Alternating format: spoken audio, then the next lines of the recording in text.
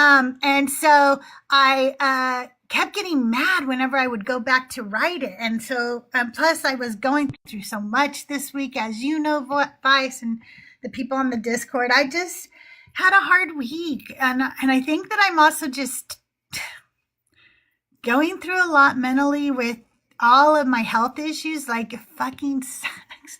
I was trying to go into my 60th year and not feeling shitty about being 60, and it's getting hard. It's getting hard not to go, oh fuck. So this is 60. It's health issues. It's getting old, and it sucks. Oh, I'm so sorry that you had a traumatic first communion. That's very, very sad to hear. I've heard so many trauma stories within so many different denominations of churches. I think that people just really don't realize how much harm is done within the churches. You guys, we have 9 people in here. Can we get a few more in here? Send your heart me's, collect your team points, maybe put some hashtags in the chat, share it out to your Discords, share it out to your favorite women who, need to hear a good Annie sermon. I'm going to start in 4 minutes regardless, but it is a good one. It's about Bilhah and the patriarchy. So it's called Bilhah, the Patriarch's Property. It's a very good story. So let's get a few more people in here. We'll start in just 4 minutes. Grandma Zan, it's good to see you. Noya, Sunny, thank you for being here. Thank you for all the likes. Vice, of course, thanks for coming up here and hanging out with me, because I hate being all alone, and I really appreciate your company and your wisdom. Hey, Nicholas is here. Nicholas will probably come up and hang out too. And I'm sorry I'm not doing the Bible study, and I'm sorry I haven't been on my game lately. The health issues have just gotten to me, and gotten to my mental health as well. We're on the mend, hopefully. So hopefully I'm back to doing kind of a regular schedule. We'll see how the leg holds up. This is my first time sitting in a chair for this long since having the knee issues. So we'll see how it does. Nicholas, how are you today? Hello, everybody. Your guys' rapture game is on point. Like, damn. What do you mean by that? Every time I come in the live, it's like, straight to the box. It's like, oh, okay. Rapture game's on point. Yeah, of course.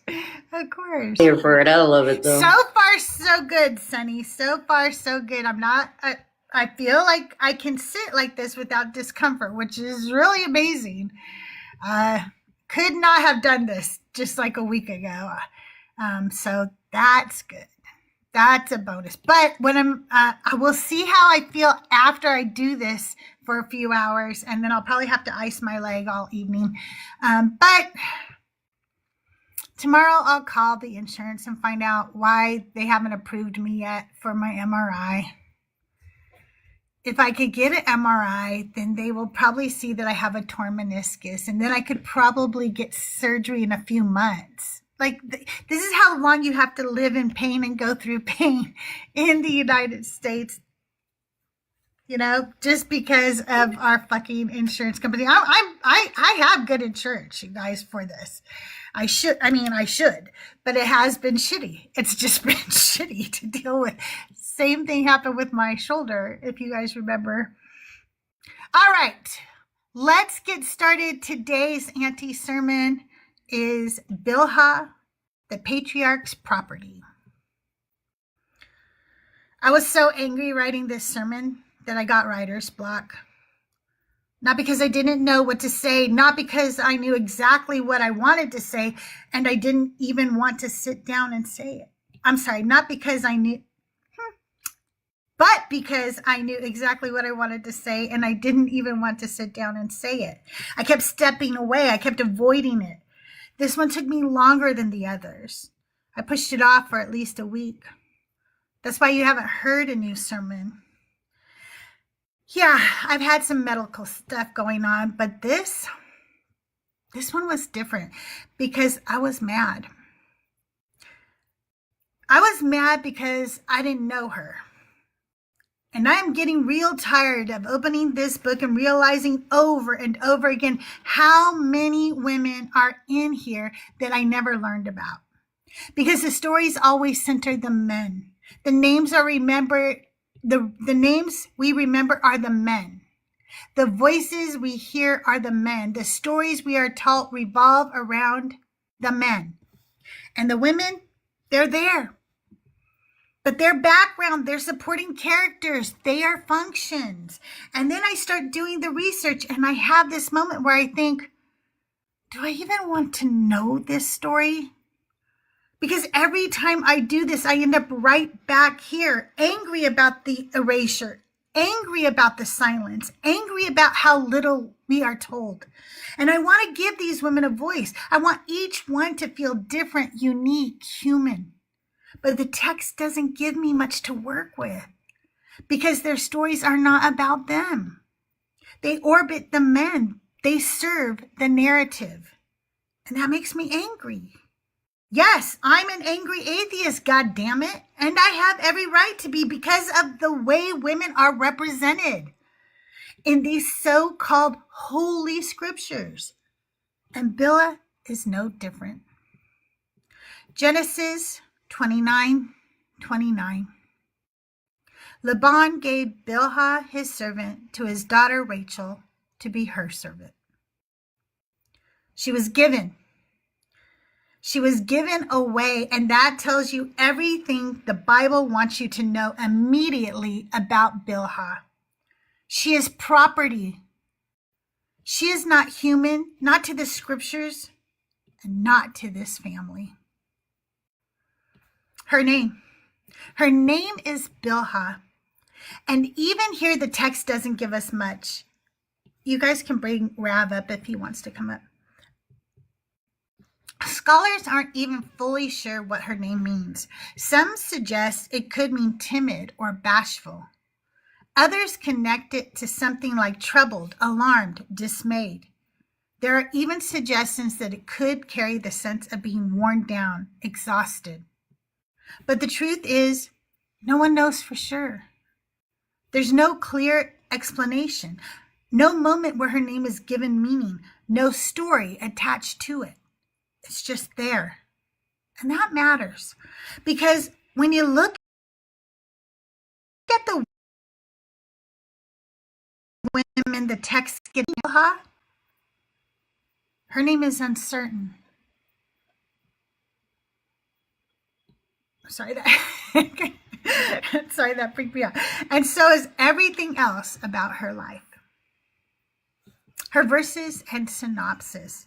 Here are all the places in the Bible where Bilhah is mentioned. Genesis 29:29. Laban gave Bilhah his servant to his daughter Rachel to be her servant. Genesis 30:3-8.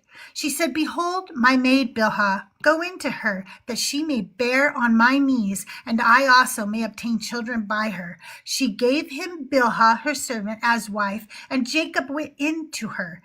Bilhah conceived and bore Jacob a son. Rachel said, God has judged me and has also heard my voice and has given me a son. Therefore called she his name Dan. Bilhah, Rachel's servant, conceived again and bore Jacob a second son. Rachel said, with mighty wrestlings have I wrestled with my sister and have prevailed. She named him Naphtali.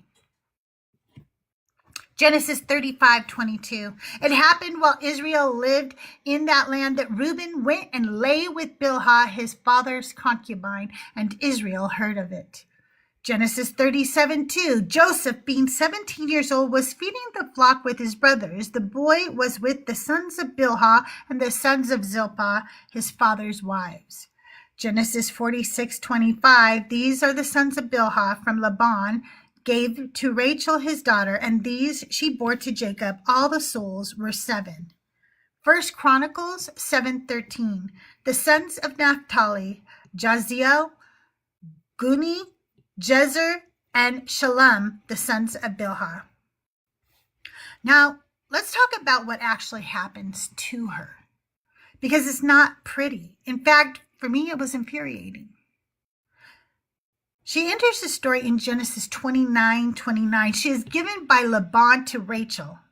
No introduction, no consent, just a piece of property. She is given, and then almost immediately she is given again. In Genesis 30, Rachel turns to Bilhah because she cannot have children. Go into her. That's what she says. Use her. That's what she's there for. Nobody asks her. It's a command. And Bilhah's body becomes the solution. She may bear on my knees. In ancient language, bear on my knees doesn't mean Bilhah is giving birth on Rachel's lap. It means she gives birth and then the baby is placed on Rachel's knees, on Rachel's lap, symbolizing that the child now belongs to Rachel. I may obtain children by her. I will be built from her. Rachel's future, her status, her identity built through Bilhah. Bilhah conceives. Bilhah carries the pregnancies. Bilhah gives birth. And Rachel names the children. Rachel tells the story. Rachel decides what it all means. And Bilhah is silent and obedient. And then the story moves forward until Genesis 35. And suddenly, Reuben, Jacob's son, goes and lies with her. And the text gives us nothing. No explanation, no interruption, no concern. Just one line. And then it keeps going. By Genesis 37, she is no longer even centered in her own story. She is referenced through her sons. By Genesis 46, she is counted in a list, still described as someone who was given, still defined through someone else. And by the time we reach 1 Chronicles, she is nothing more than a genealogical note, a name attached to descendants. So if you step back and look at her life across the text, she is given, she is used, she is taken. She is never asked. And through all of it, she never gets a voice. Not once. Rabbinic teaching. Now, when the rabbis come back to this story, they know exactly where the problem is. They see it. That moment in Genesis 35, where Reuben goes and lies with Bilhah. That's the problem. And instead of sitting in it, they start working around it. In the Babylonian Talmud, Shabbat 55b, the rabbis say, whoever says Reuben sinned is mistaken. And then they explain it away. They say Reuben didn't actually sleep with Bilhah. What he did was move his father's bed. Because after Rachel died, Jacob put his bed in Bilhah's tent. And Reuben was angry about that. So he disrupted the arrangement. And the text treats that act as if he had slept with her. So instead of asking, what happened to Bilhah? Did she have a choice? What did this mean for her? The conversation becomes, how do we protect Reuben? How do we preserve his status? How do we make this not as bad as it looks? And you can feel it. The discomfort is there, but it gets redirected. And then you have another strand of rabbinic teaching, Genesis Rabbah 82:8, and later picked by Rashi, that says Bilhah wasn't just a servant, that she and Zilpah were actually daughters of Laban through a concubine. So now she's elevated. She's not just a slave, she's family. But even that move doesn't actually help her because she is still given. She is still used. She's still the one whose body is handed around. All it does is make the situation feel more acceptable, more respectable. So when the rabbis expand this story, they do expand it. They add detail, they add explanation, they wrestle with the discomfort. But pay attention to where the expansion goes. It goes to Reuben. It goes to Jacob. It goes to the structure of the family. And Bilhah, she is still the place where the problem happens, not the person the story is about. Even in the expansion, she remains in the background. Christian teaching. Now, when we move into Christian teaching, the focus shifts again, but not in the way you might hope, because instead of wrestling with what happened to Bilhah, the story usually gets absorbed into a bigger message. You'll hear this a lot. God uses broken people. That's the frame. And scholars will say it more cleanly, more polished. For example, in the New International Commentary on the Old Testament, Victor Hamilton talks about Genesis as a story where God works through deeply flawed families to accomplish a larger purpose. And that sounds good until you stop and ask, at whose expense? Because when the story gets told in Christian spaces, the attention stays on the main players, Jacob, Rachel, the formation of the tribes, even Reuben, his sin, his fall from status. Genesis 49, 3-4 gets pulled in. Unstable as water, you shall not excel because you went up to your father's bed. So now the story becomes about Reuben losing his birthright, about consequences, about moral failure, about God still moving forward anyway. And Bilhah, she disappears again. Not because she wasn't there, not because nothing happened to her, but because she is not the point of the lesson. Even when Christian scholars talk about the surrogacy system, and they do, they frame it as part of the cultural context. For example, on Genesis explains that this was a known practice in the ancient world, a way for a woman to have children through her servant. And again, that explains the system. But it doesn't stop to ask what the system felt like for a woman inside it. So the story becomes God is faithful. People are flawed. The promise continues. And Bilhah, she is the means by which part of that promise is carried forward. Her body produces two tribes of Israel, Dan and Naphtali. And that's what she becomes in the story, a function in the fulfillment of promise. So when Christians say God uses broken people, what they usually mean is God uses Jacob, God uses Rachel, God uses Reuben. But if you look closely at that story, God is also using Bilhah. And no one is asking what that cost her. Ethiopian Bible and extra biblical texts. So sometimes people will say, well, maybe the Bible we have just doesn't tell the full story. Maybe there are other traditions, other texts, other versions that fill in the gaps. And that's a fair question because we know there are other texts.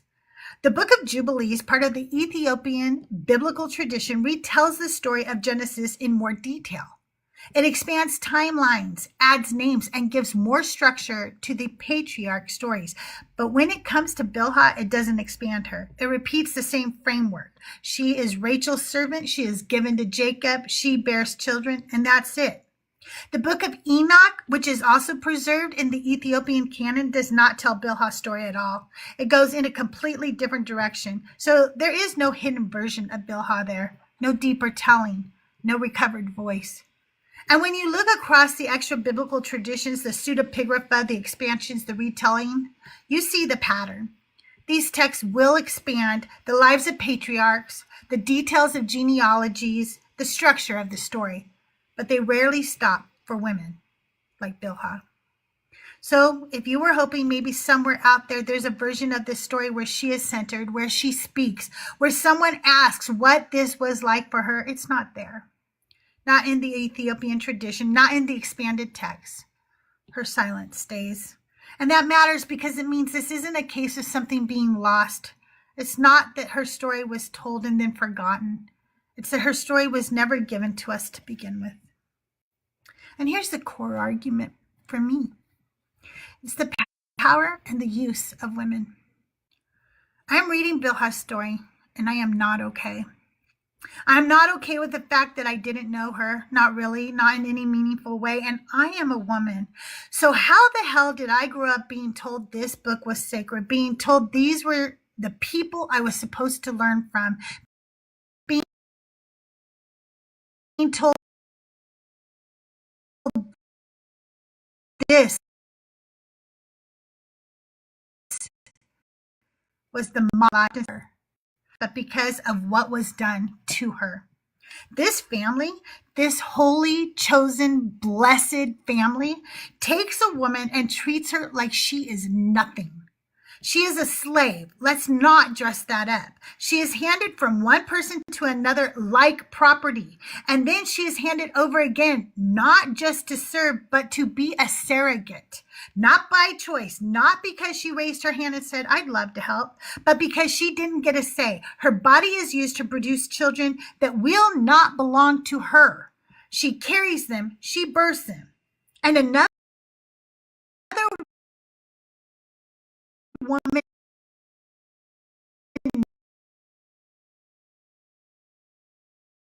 names him and claims, because then after her body passed around, another man in the same family comes in and takes from her again.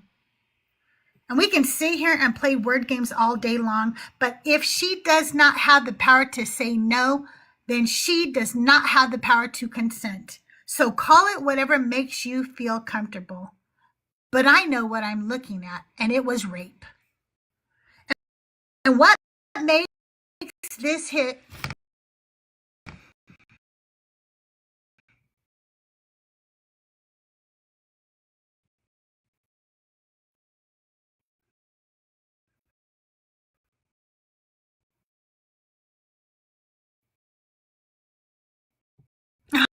thank you guys for the full.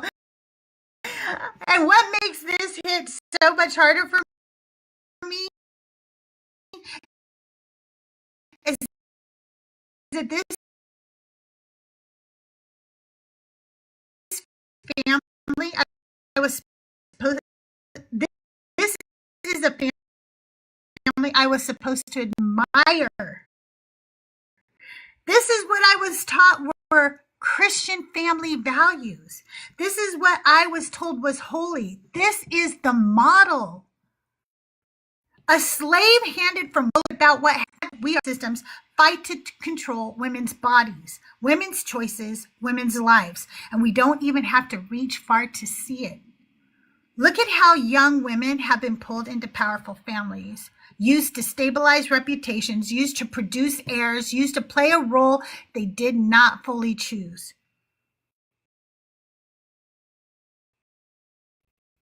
Princess Diana. For those who don't know, Princess Diana married Prince Charles in 1981. It was one of the most watched events in modern history, with an estimated 750 million people tuning in around the world. She was young, 19 years old. He was in his 30s. And even at that time, people could see it. This wasn't some great love story. This was arrangement.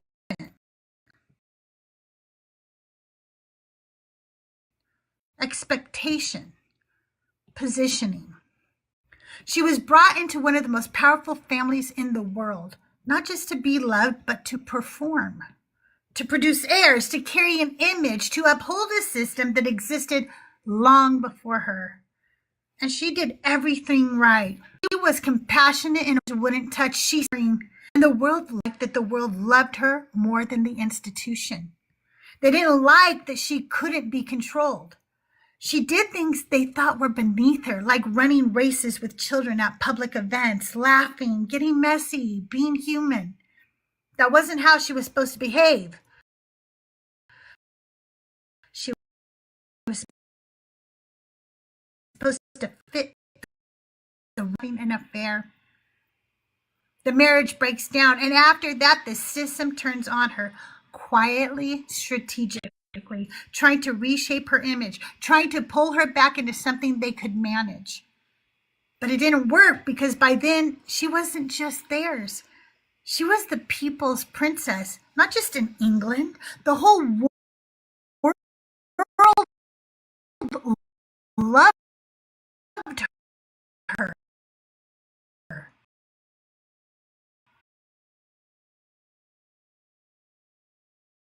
And then she's being chased by paparazzi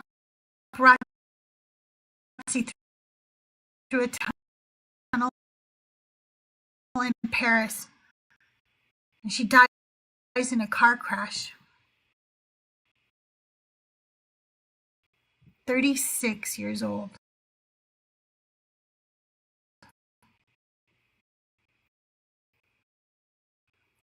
And you can see it in pictures. If you look at early photos of Diana, she's bright, young. Use them, and it's still in the past because the pattern is still here. Powerful people using women, systems protecting themselves, stories being rewritten. I'm so sorry, that really freaked me. It's so loud for me, you guys. Powerful people using women, systems protecting themselves, stories being rewritten to make it all look acceptable. And when I look at that pattern, when I follow it from Bilhah to someone like Princess Diana, I do not see something that ended. I see something that is still here, because when Christians talk about Christian family values, these are the families that they are emulating. Families who take young women like Bilhah, like Princess Diana, and use them. They use them like inanimate objects. They use them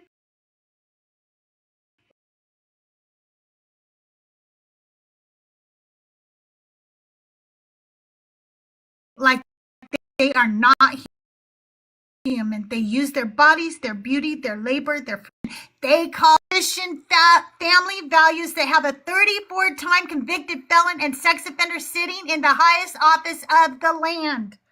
These are the same Christian family values that have made sure nobody powerful has really paid for the crimes tied to the Epstein files. These are the same Christian family values that tell parents to hate their own children if they are not cisgender and straight. So no, do not tell me this is about holiness. Do not tell me this is about righteousness. Because when I read Bilhah, what I see is not a sacred family. I see a woman handed around like property. I see a slave forced into surrogacy. I see a woman raped. I see a story rewritten to protect the men. And I see the same pattern still alive right now. And after all of that, given years into her body builds tribes, her children carry names.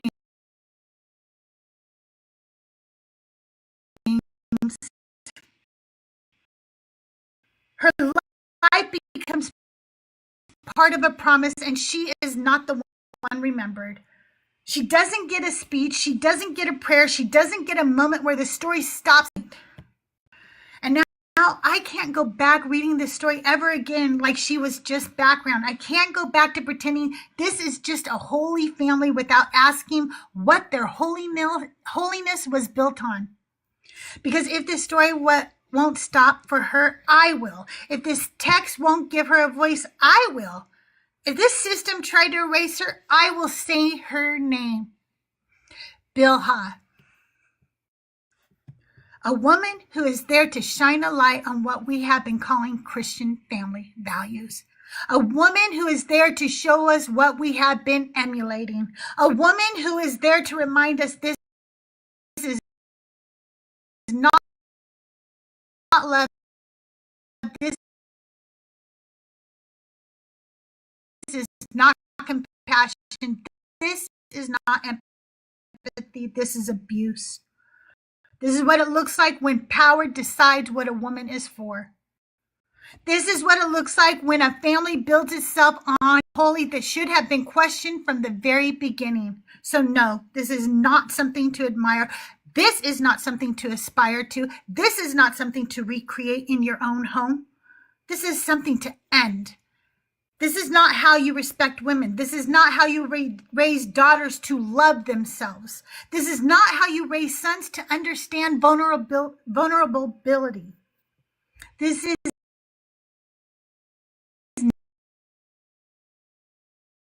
not how you dismantle patriarchy. The reason they are still a Christian is because they admire Christian family values, or the reason they voted the way they did is because of their Christian family values. Remember the very foundation of what they are this family, this one. Okay? These are the Christian family values that have shaped our world. These are the Christian family values that continue to shape our country. These are the Christian family values that are used to justify taking away the rights of women and marginalized people everywhere. And if this, then she is showing you exactly what this is. Family, then I don't want them near me or my family. And that's today's anti-sermon.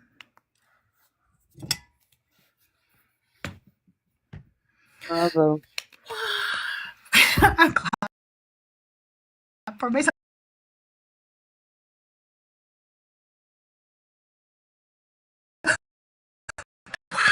Another well-written sermon. Thank you. Thank you. And remember, all tapping is clapping. Let's get Tapping some is claps for clapping. that sermon. We're going to bring Tina up. Tina, welcome to the show. Can I get your age for TikTok purposes? Yeah, 53.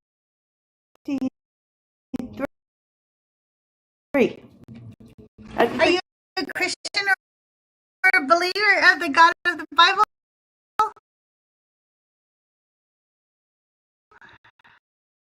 No, I accidentally did. I request if I did it was accidental. I apologize. Oh, that's okay. Well, thanks for coming here. We really appreciate it. All the time on Shrug. Button is perfectly. Put my phone down, and next thing you know, I'm up on a panel. It's like, what is happening? I don't like this.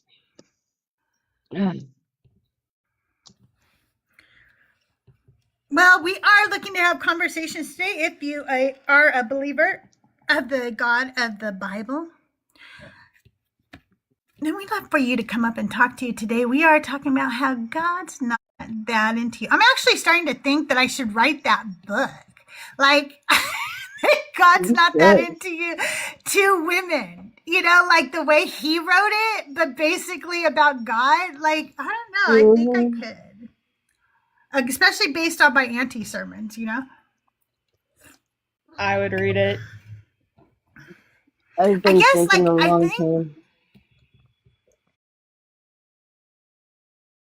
I realized that why didn't I ever look at these women's stories this way before? Like, how did I not realize how horrible she was being treated? How did I just accept that as okay? Like, fucking he gives her to Rachel should have been the first thing that I went, ew, what? You know, like what? Like, what is wrong with my brain that I was just like, okay.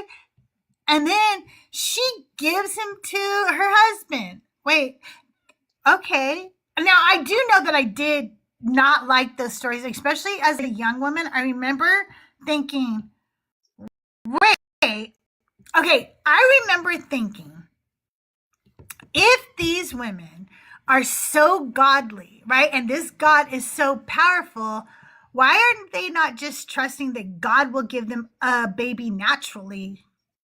Why are they all making their husbands, you know, like fuck their slaves? How come none of them have enough faith in this God? But I never really asked anybody. Like, I just would have those questions in my head and never verbalize them. You know what I mean? I verbalized it once and then never again. It was about Lot's daughters and how he was going to offer them up to be raped by the town.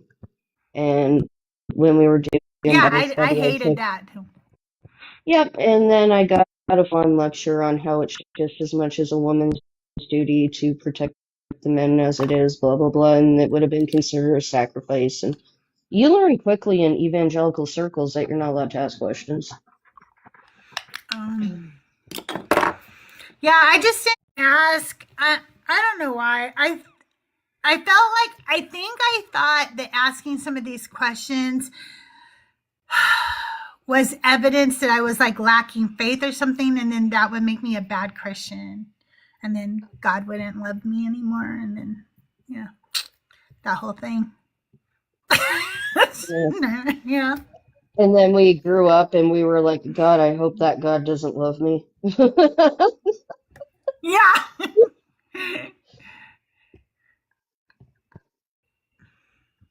I don't know, I don't see love for women in the Bible. I Oh, don't either. And I hate when they give you one example. I'm gonna like I was abused in my first marriage, and anybody who's been in an abusive marriage, I mean, we know these things now. We know that we have names and terms for them because they are so common in these relationships. But abusive people often will do something called the honeymoon period, where they are so loving and so kind, and they will shower presents and stuff. That doesn't mean they're not abusive. They actually fuck with you. So just because the God of the Bible is nice to one or two women doesn't mean he loves women. It doesn't mean that at all. no. And I really hate that they go, how can you say that God doesn't love women when he used Mary to find the empty tomb? Shut the fuck up. That's only one way that the tomb was discovered. By the way, have you read the other versions of that story? Yeah, they're all different. Yeah. And how is using Mary to find an empty tomb an act of love? I Like, don't know. because even Jesus Also, straight up was like, don't touch me. Like, right, I was gonna say that. He right immediately it rejects her like, hey, I'm saving myself for Thomas, okay, bitch. yep. Mary Magdalene too, the person whom he loved. Mm, Yeah, exactly. wild. Oh, yeah, I don't know. And then I do not know. and then like Mary and Mary Magdalene were not believed in the first place. Like he told them to do something for him and then nobody believes them. That it rubs me the wrong way Because how every can time. you Absolutely. believe a woman? How can you believe a woman? They're hysterical. That's They're literally kind of what they said. emotional. Hysterical and emotional. I don't know, I'd be pretty freaking emotional too if I saw a zombie walking around in front of me. What the hell? Okay, I heard a debate the other day, not a real debate, but just a funny debate. But I don't know the difference, but I know you two will. I know the two of you will be able to tell me. Somebody said Jesus wasn't a zombie, he was a lich. What's the Yes, correct. difference? Uh, I Zombies knew are you pretty would much. know. I fucking knew you were. Uh, I was like, Vice oh and god. Nicholas will know the answer to this. I'm They'll sorry, go know ahead. it. They'll know it. So zombies are brainless, just walking around, trying to eat people, where liches are like basically sound. They're also unalived, but they're sound of mind and have autonomy and are basically able to do anything, and then they have supernatural powers too, depending on. Capable I of human love how speech. we Yeah, fucking capable of argue human about speech. things that don't even exist. Like, I love it so much. Like, people are like, it's not a zombie, it's a lich. Guess what? Neither of those things are real. So, what? Neither of those Um, things are real. yeah, no, Hello, YouTubes. I hope that I have people over on YouTubes. If I don't, I understand. It's been a while. You probably are mad at me. I'm going to go check the chat, see if anybody's there. I do also get into that argument sometimes. Like my one of my closest buddies, Wug, he messaged me on Easter, said Happy Zombie Jesus Day. I said he's a lich, you uncultured swine.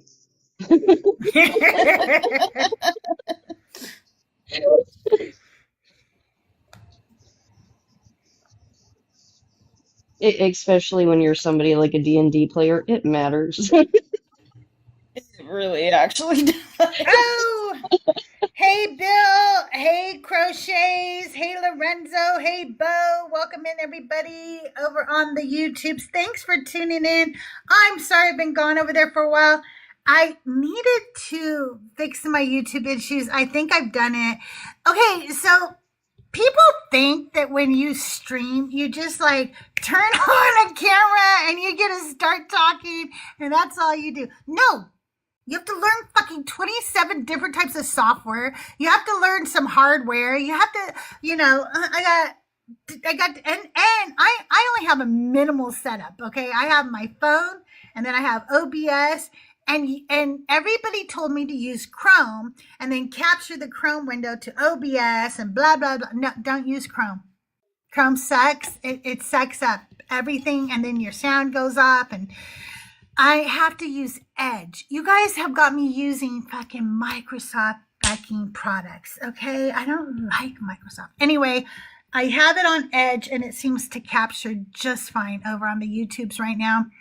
We do still have a lot of things going on as far as supporting my channel, supporting the podcast, but instead of, talking about me today, I want to tell you about a couple of people who need help in the community right now, and you can help them.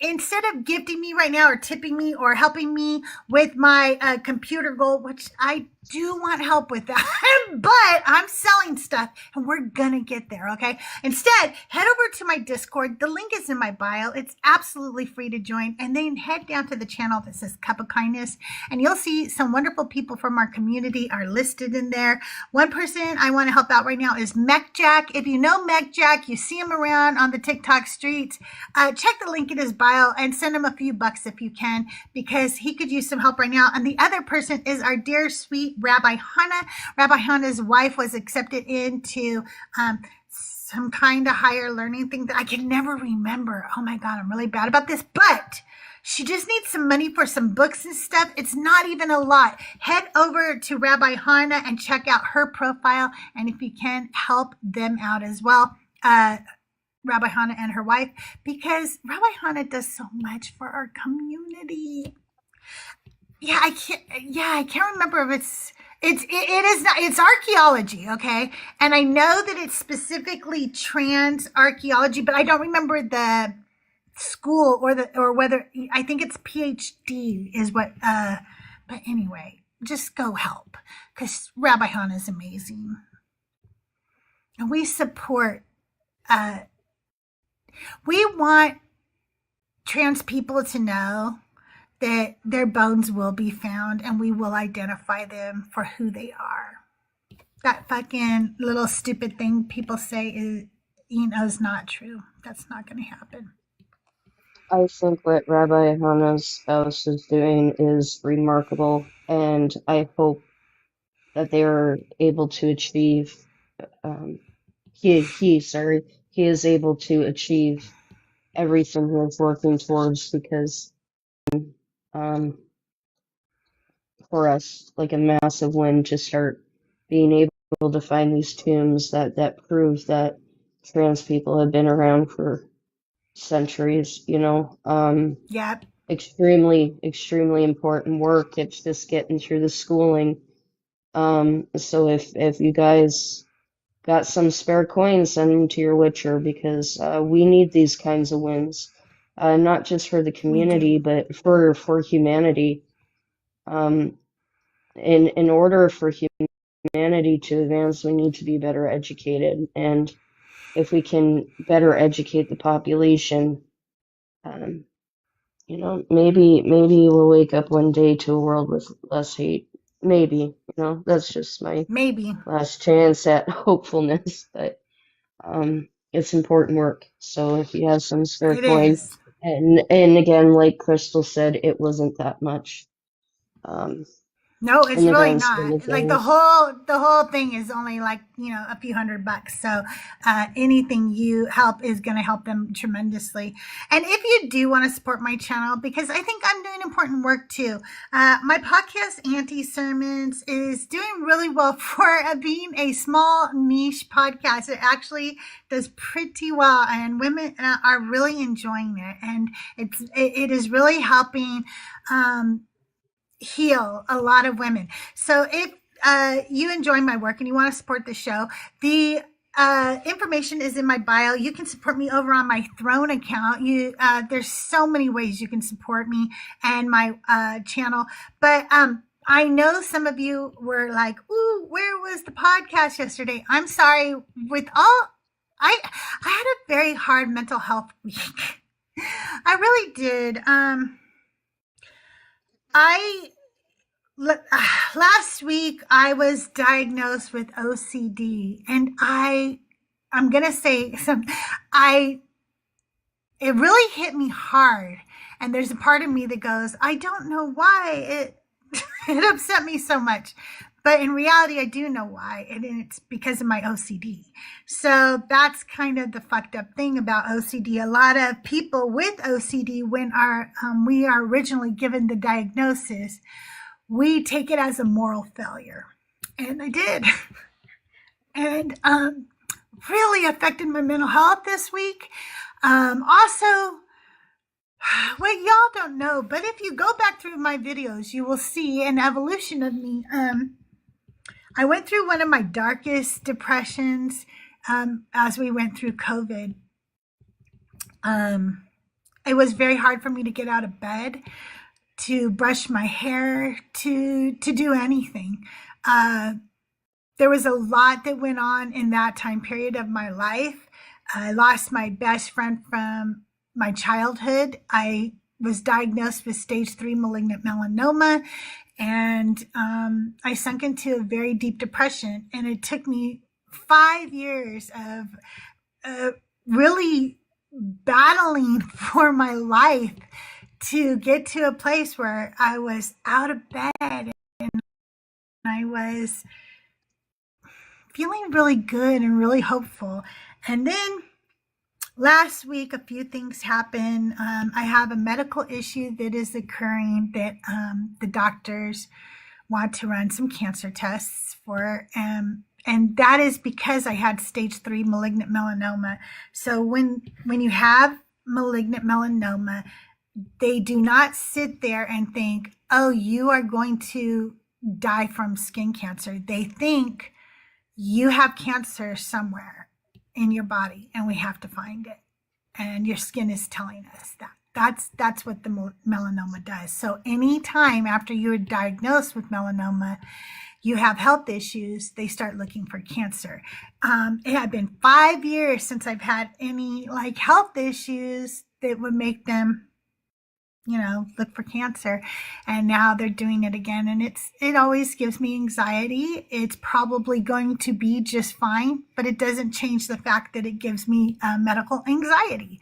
And then to have been stuck in bed for so long because I couldn't even sit at my desk anymore, it kind of reverted me back to where I was when I was depressed, and it started causing me to get depressed, to feel like everything that I had worked so hard for, I was just going to go back. I was just going to go back to that. And the OCD has a lot to do with that, and that, so those diagnoses and stuff, it was just a lot for me. So all of this to say, the podcast will drop tonight. I'm sorry that it was late last week, and I'm sorry that it was late this week. And I promise we're getting back on the mend. I'm not going to let my depression pull me back down this time. I'm doing the right things, right? Like I got the test. I have the answer now, and now I'm going to work with my doctors and my therapist to on a treatment plan. You know what I mean? And so, but it was just kind of a hard week. Just had a little difficulty. Yeah, I understand that. This was a rough one for me too, and I've been talking to some other people. I don't know if the moon is on the line or what,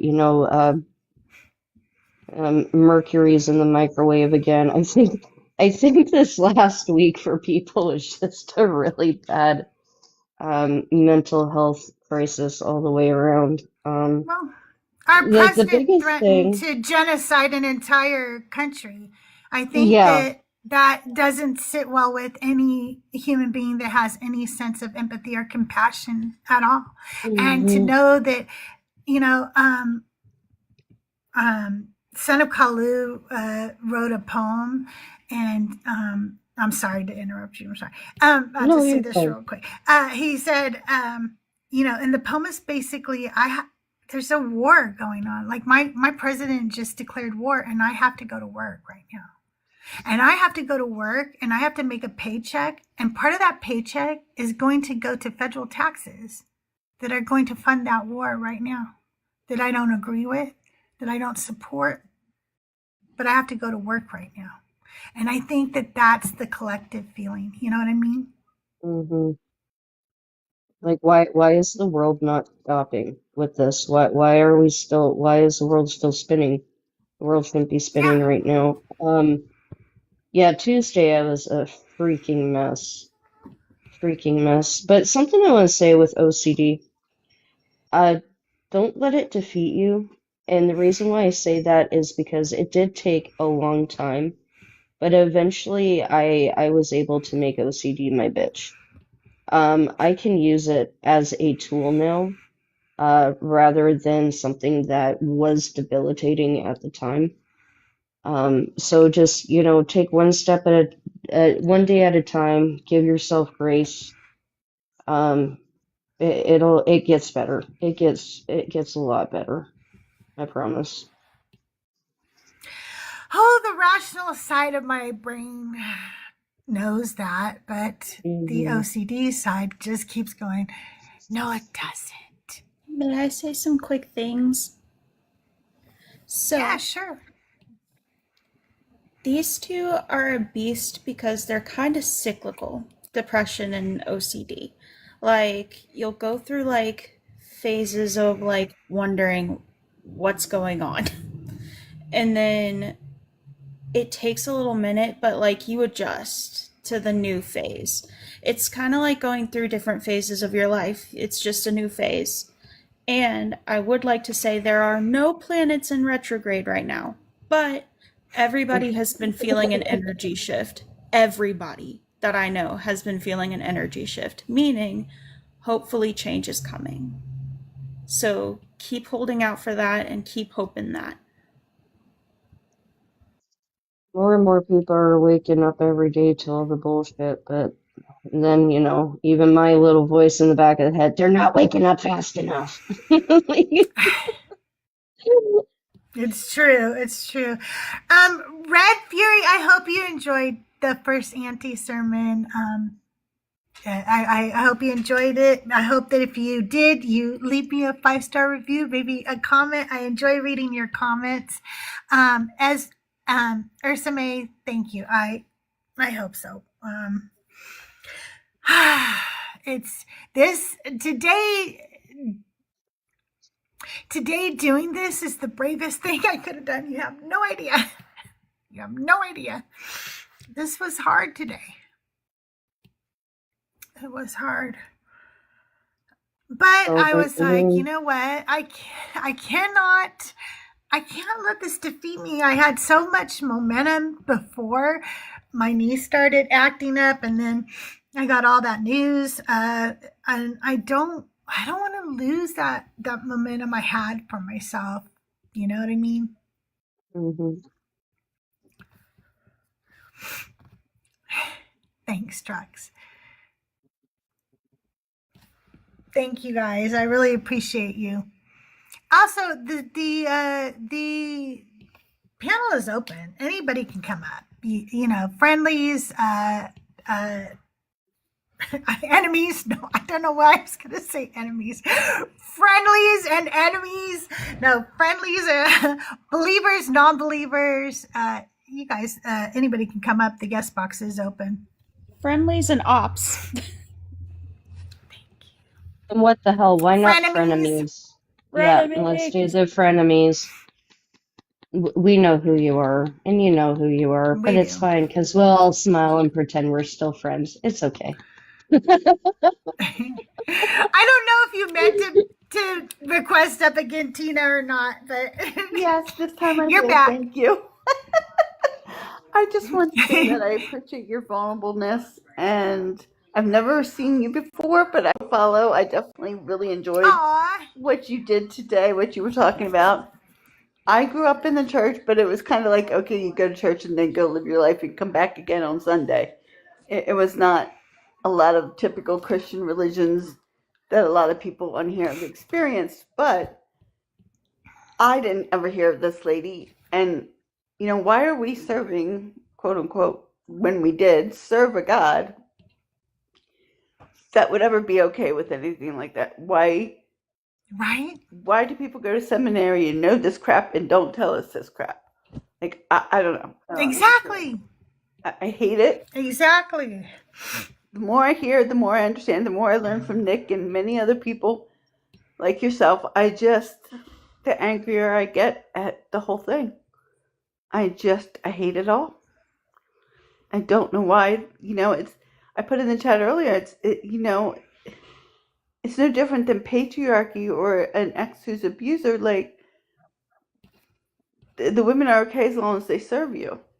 As long as they do for you Yep. what you want in that moment, they're good. But as soon as you don't, you're less than dirt, right? It's just. So, anyways, I don't want to ramble. I just want to say that you did a great job, and I appreciate Thank your you. vulnerableness, and it was Thank you so real much. and honest, and it's needed. Those Well, if you conversations. enjoyed that, go check out my podcast. It's called Auntie Sermons, Auntie, and there's more. Every woman in the Bible, named and unnamed. We're going through it chronologically and methodically, and we're giving them a sermon because we're tired hearing about the men. We want to hear about the women. Amen to that. And you can drop me. Thank you. By the way, hi Nick again. All right. Hi, Tina. Love you, girl. Love you too, hon. Tina Bye. and I Have a have good been day. friends for a long time, like years at this point. Um, do you want a glimmer of hope? It's a Yes, please. it's a small but big win. Glimmer of hope. I get a little emotional talking about this because it is actually a big one. Canada is currently passing a lot, or passed it. I think it actually passed. Christians are screaming across Canada persecution, while the evangelistic circles, like the Catholics, actually don't give a shit. Um, uh, the Bible can no longer be weaponized.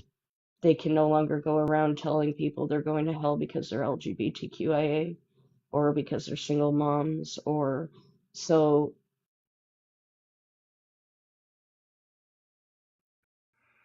that Canada passed this law in which they can no longer be assholes under the guise of religious freedom is a small but long-term huge win.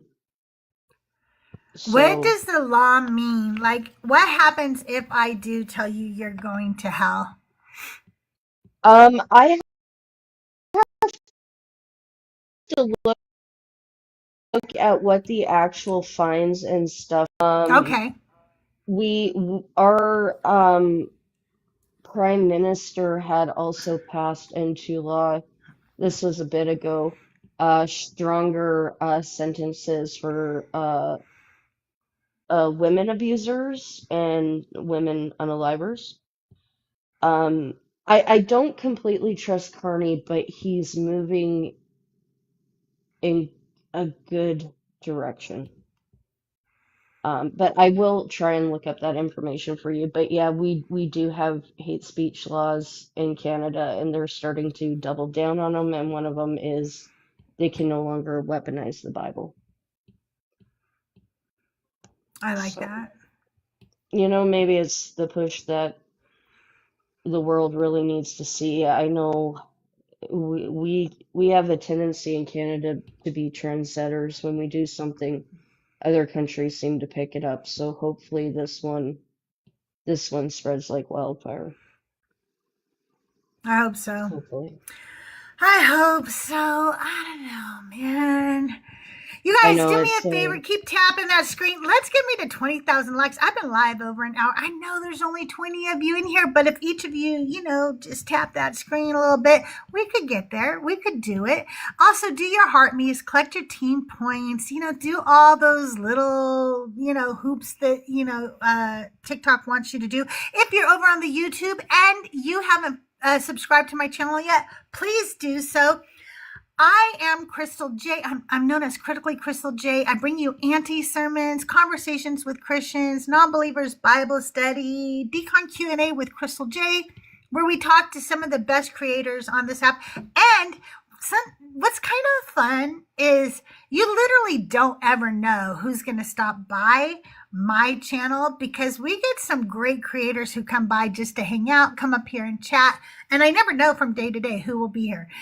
So you should follow me. And I mean, we really don't. Sometimes sometimes Joel comes up and says hi. Sometimes Mezzo comes up and says hi. I've had Justin here, Thinker here, Fee here. Mama Bash comes by. You don't know what. You just don't know. It's a surprise every day. I miss going live. Well, you should do it. Yeah, the problem is I'm so far into Shadow Banana Land. It's not even like I could see clearer in the abyss than I can see in the Shadow Realm on this app. I don't know. I've been thinking about maybe getting my computer set up, and then get Fen to help me with that, and then maybe reaching out to Chicago John and being like, okay, we're doing this. Yeah, because like I said, it's just I am like Shadow Realm, like Me too. maybe three I am people. too. It takes everybody finding out I'm live for me to get a group, but I don't care anymore. I'm doing what I do, whether TikTok pushes me out now. I have another platform called YouTube, and that is getting built up, and eventually that will just be my main thing, and this will be my side chick. I mean, if TikTok doesn't want me, YouTube does. So, hey, Red Fury, how are you? I'm good. Can you hear me okay? I sure can. Okay, good. I've been on before, and for whatever reason, people couldn't hear me, so I wanted to make sure you could hear me. Yeah, your podcast is great. I've only listened to one episode so far. Wonderful. I wish they were longer, but it's okay. I do try. I feel like they're really long when I'm writing them, and then I think, I don't want to bore people. Like, this is probably getting boring. Like, they probably don't want to hear all of this.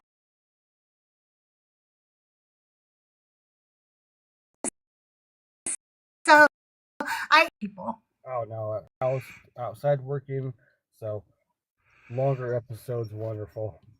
So. Well, hopefully you'll be able to binge it soon. There'll be a lot more episodes up. As soon as I'm done eating lunch, that's where I'm going back to, is binging some more. But mind if I ask some questions? Is that okay? Sure, go right ahead.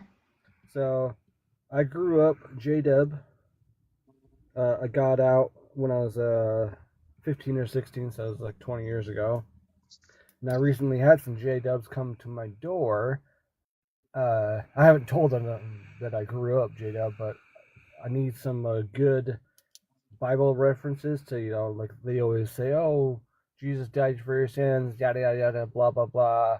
I need some good Bible references to be like, oh, really? How about this? And how about that? And how about this? Well, I think that one of the things that I get most is people tell me, like, well, even, I don't really follow the Old Testament God. I'm more about, like, Jesus in the New Testament. And then I just like to ask them questions. Hey, Amber, like, what about Jesus do you like so much? And they'll say, oh, because all of his messages are just so good, Well, what are those messages? And they're usually like, love your neighbor or, love your enemy. But he didn't come up with those. He just plagiarized those from other people. Yeah. So when we really look at Jesus, if we really read those stories, the words that he says, he's a dick. He's mean to his mom. Like, she's like, hey, I need your help. We need a little more wine at the wedding. Can you go down to 7-Eleven and pick up like a box of something, And he's like, bitch, it's not time yet, okay? No, I mean, like, he's just like, woman, okay? Who talks to their mother like that? Right, yeah. Woman, And then the woman who comes to him, there's two stories. It's the Canaanite woman and the Syrophoenician woman. And it's told basically the same way both times. But this woman is coming to him begging because their child is suffering from what she believes to be a demonic possession. Their child is suffering. Their child is ill. Their child needs Jesus's help. And the disciples are like, get her away. She's so annoying. Okay. And I don't understand a loving God that would ask me to beg in order to help me. Making somebody beg when they need your help is actually sadistic. I mean, like, really picture that for just a moment, okay? Picture your own child. Picture anybody you love, anybody you actually love that needs help, okay? And they come to you and you can help them, whatever it is. Let's say they only need $5 and you've got $5, okay? And they come to you and they say, Red Fury, I need your help. And you're like, beg. Is that not sadistic? But she is begging. And he says, I did not come for you. I came for the lost sheep of Israel. You're a fucking Canaanite. You're disgusting. You're a dog. And then she has to say, okay, I am a dog. Fine, call me a dog. Call me that if you have to. But even dogs deserve scraps under the table. And then he goes, okay, now that you're willing to admit you're a dog, now I'll heal your daughter. Right. Can you reference that? I've heard that before. Yeah. You can either Let me get you that. Justin or Bible guy have referenced that. I'm not sure where that is. Let me get you the passages. Thank you. In the meantime, everybody, get to double tap, tap, tap, you tapping that screen, share it out with 5 friends or more, and to your Discords. If you have no friends and no Discords, that's okay. You can hit that copy link button at least 5 times. It does also help count as a share and helps boost that algorithm. We're sitting at 25k likes. I would like to see us get to 35k likes. So let's get to double tapping. Host does have a gift goal, so if you have some spare coins, send them to your Witcher, as well as when you send the heart me, that little heart next to Crystal's name up at the top there, make sure you're collecting your points, because not only does that boost Crystal on the rankings, it also does boost that algorithm, so make sure you are collecting your team points. Thank you, Nicholas. Okay, the Canaanite women's story is told in Matthew 15:21 through 28. And the Syrophoenician woman is Mark 7:24 through 30. Mark 7:24 through 30. Oops, gotta write a 0. It is literally supposed to be the same woman, but a lot of people try to tell you it's two different women because they screwed up, as they always do when they're it was, a story that they fucked up and said one thing on one, hey hippie, Right. and one thing in another one. But regardless whether it's the same women or different women, he's a dick. Yep. Either way. Another thing that But they're I gonna can. argue. Oh, Sorry, go ahead, Crystal. Nick. No, Another you go thing ahead. that another thing that they're going to argue you on is that it wasn't a slur, but it actually was because Jesus previously talks about do not throw your scraps to the dogs, do not cast your pearls before the swine. He's talking about the Gentiles and Samaritans.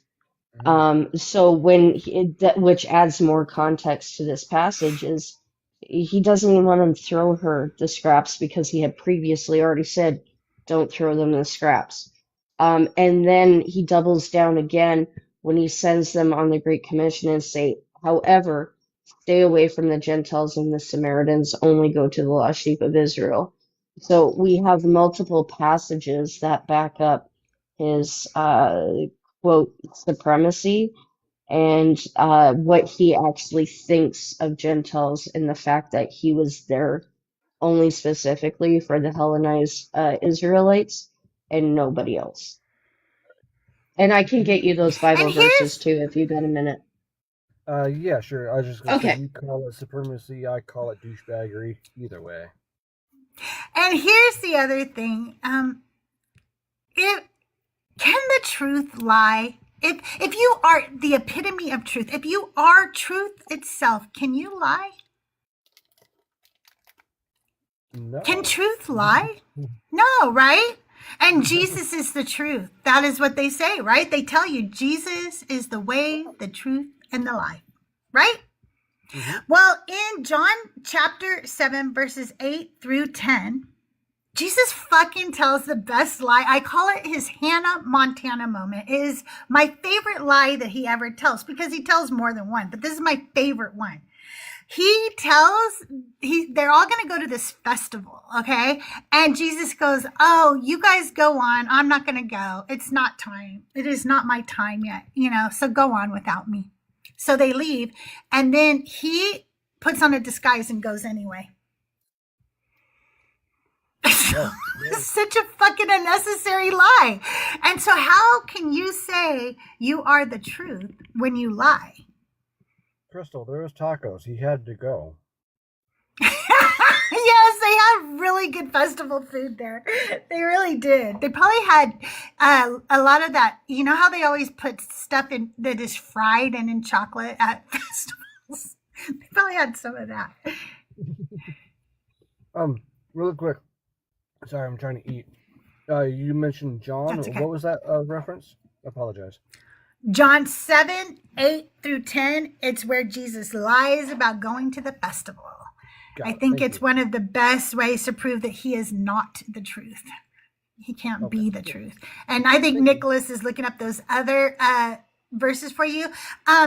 Vice, can you take over for a second? I am going to go powder my nose. I got you. Oh, nope, Nick can do it.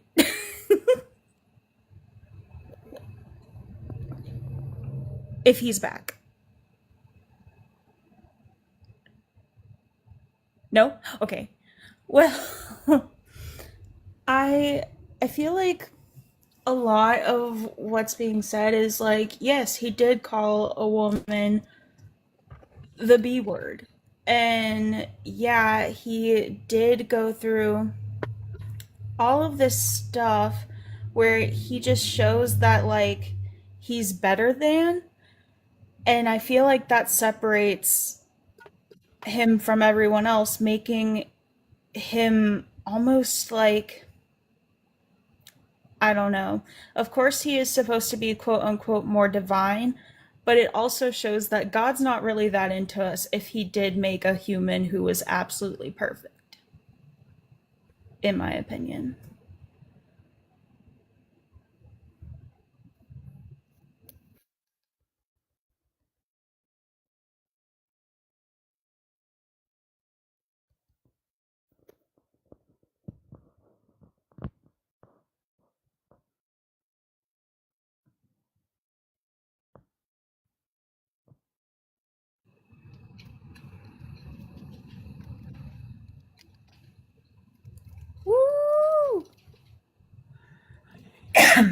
Excuse me. Not Jay, if you want, you can come up. Guest box is open. Be happy to have that conversation with you. And I love it when Lucas Sound brings his alternative profiles in, pretending they're having conversations with him. It is so wild when he does that. It's Who hysterical. is that? Lucas Sound is a really odd Christian who the conversation always starts off okay, but then it gets to the point where you're like, oh, he really just wants to hear the loop of the sound of his own goddamn voice. That's what's happening. And then he brings in his alternative profiles like this James Robert, and there was another one he brought in there where he pretends to have conversations with them to make it look like he's popular or something. It's so funny. That's cool. Like, yeah. I hope he brings But I in mean, some more because that boosts my engagement. I fucking right, love that. Thank you. right. Thank you so much. The more he talks to his alt profiles, the more he boosts the algorithm. It's wild, but yeah. I know. Okay, I really appreciate that. Thank you so much. You keep doing your thing, the Loop of Sound, and James, and any of the other profiles that you have. Bring them all in. Have like a family brawl in the chat if you'd like. That would be very helpful. Red, are you back? I'm here. Okay, so I've got Matthew 10, 5 through 6. Matthew 10, 5 through 6. And then Matthew 7, verse Reasonable. 6. Not 6, 7, 7, 6. Yeah, I did it. See me. My daughter's very Oh my annoyed God. with the 6, 7. Yeah, it's 6, 7. Somebody 6, shut up. 7. Mine was 1738. Hey, Reasonable. You can come up if you want. We're hanging out. We haven't really talked to too many people today, but you're more than welcome to come up. I gotta get going. Can you drop me down for I gotta get going? Sure. Have a good day, Red Fury. Take care of. Thank you so much. I appreciate that. That was a very nice conversation. You know, back in my day, it was 5, 6. You know what? Never mind. I'm not going to do that because I'm going to get the song stuck in everybody's head, and then everybody's going to 5, get mad at me. 6, 7, 8. Schlemiel, Schlemazel, Hasselfab Incorporated. No, no, no, no, no. We're gonna do it. Do you know that song? Yep, because it's one of my mama's favorite shows. Did you know that Rabbi Bert didn't know about that? What? Yeah, I said, yeah, it goes Schlemiel, Schlemazel. And then he was telling me what that meant in Yiddish and stuff. He was like, I didn't know that. Yeah. That's awesome. Hasselfab Yeah. Incorporated, we're gonna do it. Give us any chance, we'll take it. Give us any rule, we'll break it. Now, for no reason whatsoever, I have J.G. Wentworth in my head. It's 7, For negative 2% reason. Negative 2%. Oh my God, I love Wayne and Garth. Now I want to see them doing that. I'm going to look that up afterwards. I got to see them do Laverne and Shirley's opening. 5, 6, 7, 5, 3, 0, 9. Oh, God. Oh no, Jesus calls me daddy has the Holy Spirit stuck inside them. Oh. It's deep inside them and they can't get it out. Call an exorcist. Thought they Call an tried going to a exorcist. doctor. The AI summary says this is a lively debate on biblical interpretations and Jesus's actions. This is a lively debate, you guys. Lively. We're alive. We're on Lively. fire. And we're debating right now. Good job, everybody. Good job. Most excellent. You guys put some hashtags in the chat, like Jesus loves me, WWJD. I don't know. God loves you. Jesus is king. do some stuff like that. One's in chat if you hate when I ask you to put hashtags in chat. One's in chat if you hate Christian hashtags in general. Do that. Put a one in chat if you hate Christian hashtags. You guys love them. Okay. All right. I see you. All right. I got a bunch of heathens who like Christian hashtags. I didn't know that about you guys. See, I'm learning about you.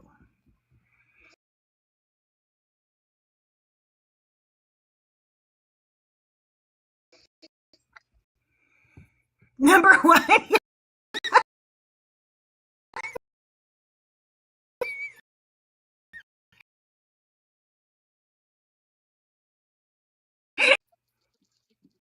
May God not values. Yeah.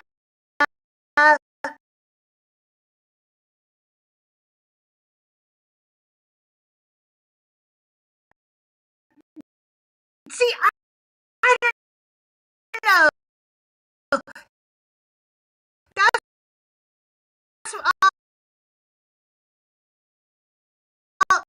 when I was reading that story, I was like, this is the family that we built our whole religion on. So when they go, one of the things that I like about the Bible is the Christian values.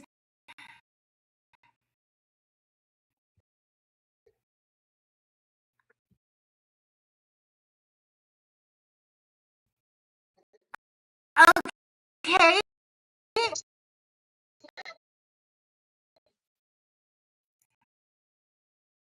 Have you read this family's values? They Because look faith in God, all by talking about Christian family values where they abuse their children and sell their daughters. Those are the ones?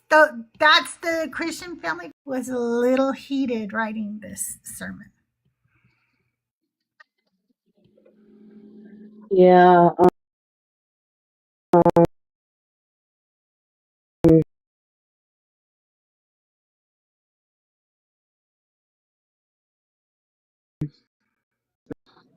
I just don't think Jesus is that into you. That's what I'm saying. I'm saying y'all love him, but he's not showing you that same love back. Right. It's a one-sided relationship, which makes it not a relationship.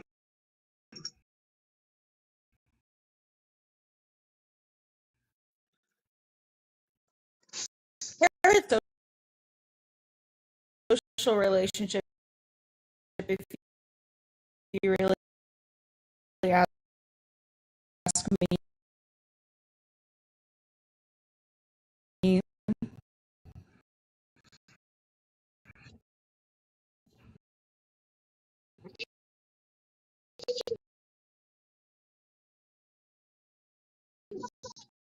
What, you know, even on a pagan perspective, right?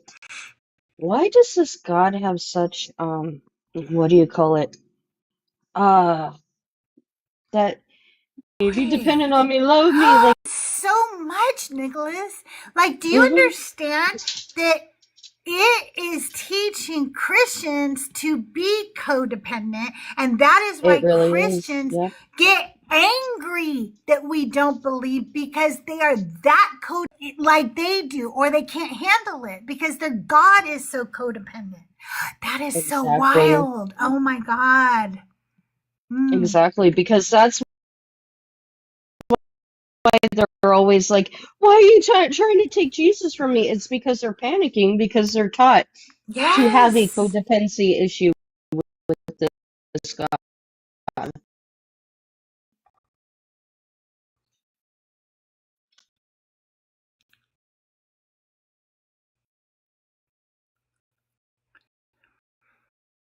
Yes, Crash, you're right. And here's the thing, Michael. Michael. Michael, welcome to the show. Can I get your age for TikTok purposes? I'm 18. All right. And you're a Christian or a believer Yeah, of the God of the yeah, Bible? yeah. Okay. So the reason we're saying that God's not that into you, and we're speaking more specifically to women than anybody, is because there was a book written several years ago called He's Just Not That Into You. And it was written by a man who was telling women, look, these men are showing you all the signs that they're not that into you. They don't call you back. They don't, drive by your house. They don't do anything. And you are begging for their attention. And the God of the Bible is that way too.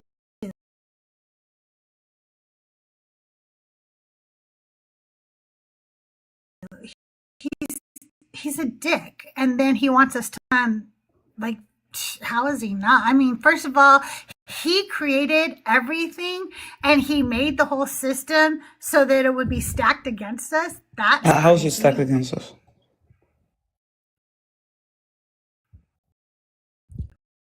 Well, because he created evil. Where is it Yes, written he that he did. created He evil? tells Do you even know what evil Isaiah is? 4. Evil. Michael, one question Yeah, at a time, honey. speak. Okay, My bad, I sorry. can't. Okay. Yeah, speak. You asked where it is. It's Isaiah 45:7. He tells you he created evil. Yeah, evil is the absence of God. God is all good. God can't I create don't care evil. what it is. He created it. So let's say you have a dark room. Is dark an actual thing, or is it just the absence of light? Actually, evil is not just the absence of God. You guys can make that claim, but evil is actual deeds. Evil is actual action that occurs. It's It's not an just action the that lack of occurs God. Yeah. No, it's not. You can't prove that. That's why it It's happens. in the You can't even Bible. prove God exists, so you You cannot. just make up. Not, that's You no. make It stuff doesn't up. say that in the Bible. It's No, I don't. it You lit- haven't backed up anything you've it literally said. says I God is all backed up good. what I've said. I don't care if it says God is all good. He also created evil. He says that too, and you're just glossing over that as if that he didn't say that. And evil is actual actions. It's a verb. I mean, like you do evil. I mean, it's action. So it's not the absence of something. It is something. And you can't prove that your God exists, so you can't prove that God is what causes evil, which means his absence, I guess, would cause evil. You couldn't prove that. Your arguments are empty and fallacious. And if you're talking, you've been muted for a while now, Pumpkin, so you have to hit the unmute before you can talk again. Oh, We okay. can't hear you. Sorry. Yeah, but you saying that when you read the verse, do you try to study it? I just want to know. Like, do you even know what take Isaiah? Hebrew. Do you take Hebrew? Because I take Hebrew. Do you? All right. You say Isaiah 45? Do was you? it? Do you take Hebrew? Do you take Hebrew? No, but I Okay, study your so Bible. why are you asking me if I'm trying to study the Bible when you haven't Do you even want to tried have to a debate? learn Do you the want to have a language debate, or you're that just gonna shout over each other? I am talking right now. If we're gonna shout over each other, then you need to shut up when the host talks, because that is common etiquette on TikTok. The host starts talking, you shut up, okay?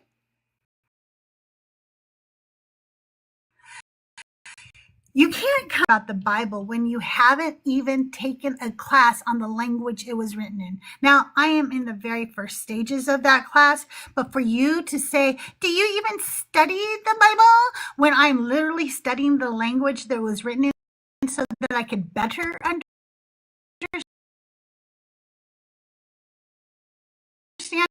it, and you haven't? No, you don't get to act superior, sir. I read the Bible. I do a non-believer's Bible study in here. Sir. Do you not know how conversations work? Did Do you not you know how listen? conversations work? I really want to sorry, not Did argue. I want to you debate with you, but did you listen to a single word she said, or were you just waiting to yeah, you want me reply? to ask? She wants me to answer if I have the Ethiopian Bible. I don't, but can I say something else? That's not what I said. That wasn't what I That said. was the last question you just listen, said. the way a conversation works is when I stop speaking, you get to speak, and when you stop speaking, I get to speak. So you don't have to say, "Can I speak now? Can I talk now?" You don't have to All right, do ma'am. that. Just fucking talk. All right, ma'am. So can I explain to you Isaiah 45? No, you can't. You can't explain Isaiah 45 see, because you didn't know it existed until I just told you. You don't I get know, to but educate Isaiah me on something 45, you didn't even know existed. I read it. You do not get to educate me, sir, on a verse you didn't know existed 10 minutes ago. You've got to fucking be kidding me. You men come up here and have such a superiority complex about yourself. How dare you think you could educate me on a verse you didn't know existed? Oh, so you're done now? Okay. Again, I read. Rude kid. Hey, is your mother around by chance? How am I a rude kid? You're the No, one shouting over me. Is your mother nearby? I would like to have a discussion with her. Listen, Even if I she don't want was, his mom she'd on be here, but saying I way will worse tell you stuff than I this. would. There is a drop gift. If you guys would like, Michael dropped, there's a gift called a diamond. I just need 3 people to send a diamond. It could be 3 different people. That's okay too. There is somebody else waiting in the guest You don't want box. me to talk because I'm going to say the truth. So You're going, I would pray for. I don't I'm care gonna if pray you for talk. you every I don't day. care if You you don't. talk. You're not going to educate. I don't I'm gonna care. say the truth. I do not care. Because I'm gonna You say guys quit muting him right now. Quit muting you're him right now. Quit genuinely, muting him you're right now. genuinely. Listen to me, I Michael. actually feel bad for you. Michael, You don't want me to talk because you know I'm gonna I say the don't truth. give a fuck. I do not give a fuck if you talk. Then let me Talk. talk. Let me talk. You don't want I'm me to not. talk. Did you not hear me tell them to not mute you? Oh, you're not done Did you muting? not hear me just say that? No. Okay, tell them to My stop hands muting are right me. here. How am I Did you supposed not to hear know me you're just not done say muting that? me? Did you not fucking hear me say? See, again, you're Don't not mute letting him. me stay Don't silent mute so him. I can talk. You don't want to stop talking. You're so. Don't fucking This, tell this, me to stay silent. see, exactly. I'm telling you, Are you stay silent so kidding somebody me? else can talk. You don't want to stay silent so we can Shut talk. the fuck up, Again, Michael. see, I I'm telling fucking you, want you to stop address talking so I can one question speak. I ask you. No, I'm I not going literally to because answered you it. You fucking asked me aren't. one question. The You're question was, not. do you have an Ethiopian Bible? I said, I don't have an Ethiopian Bible. And now I want to talk. You're not letting me talk. All you do is Hey, scream and Ooh. shout and curse. hey, This Crystal, is not a debate. This is just somebody Crystal, shouting over another person. Crystal, I have an idea. My son is the same age as him. For TikTok purposes, No, is 18. No, I don't want that. I want Michael oh, to just listen for 1 second. Just to one thing I fucking say. Michael, did you not hear me tell them to stop muting you? Now unmute and answer that question. Yeah, that right now I just heard it. I didn't know you said. I thought you were done muting. You didn't before. Okay, No. so you didn't hear me say it before when they were doing it. Okay, that was my question I was asking you that you kept ignoring. Well, I did, Michael. I told them, stop muting him. I want to hear him. And then you just kept yelling at me, not listening to the fact that I was trying to get it so that you could talk. And I will stop talking in a minute as long as you recognize that that's what was fucking happening. All right. Thank you. I recognize it. Thank you. Now, see, now I know you're doing. All right. So, can I explain to you Isaiah, or are you gonna start shouting over me? So Isaiah, the point No, that you you're talk not about going to Isaiah. explain X40. No, you're not going to explain that to me. You didn't know it existed 10 minutes ago. I read it I'm in not going to Arabic. I have didn't an know that. 18-year-old little boy explain to me something that he did not know existed 10 minutes ago. I'm not All going right. to have you do If that, that's the Michael. case, then let's move You on to don't something get else. to do that. Move on to something else then. Move on, because if you're not gonna let me talk about this, then move on to something else. I will move on to something else. So he created evil. He put the tree in the garden and put it in the center, okay? Right in the middle. Told 2 people who did not know whether he was good or evil, did not know whether the snake was good or evil, did not know whether disobeying was good or evil, and said in and of itself was an evil act. He's a piece of shit. All right. Now, defend your God on All right. anything. When you're a child and your parent tells you not to do something, and you don't do what he tells you to do you think doing it is gonna have a good outcome or a bad outcome? When you are a toddler, you don't know what disobedience is. When you are a toddler, your parents don't put things, if they're smart, and say, "Here, don't touch this," because as a parent, you go, "This child does not know what disobedience is. This child doesn't know what right or wrong is.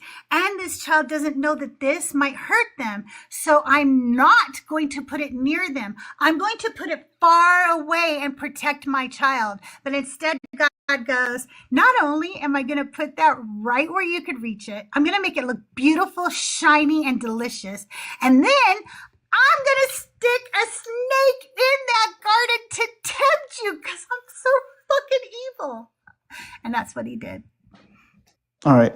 So we concluded that, like, if you're a child, now they weren't children though; they were grown adults. All right. No, So they if they were weren't. grown You have adults, no proof of that. No. One, it never says they were grown adults.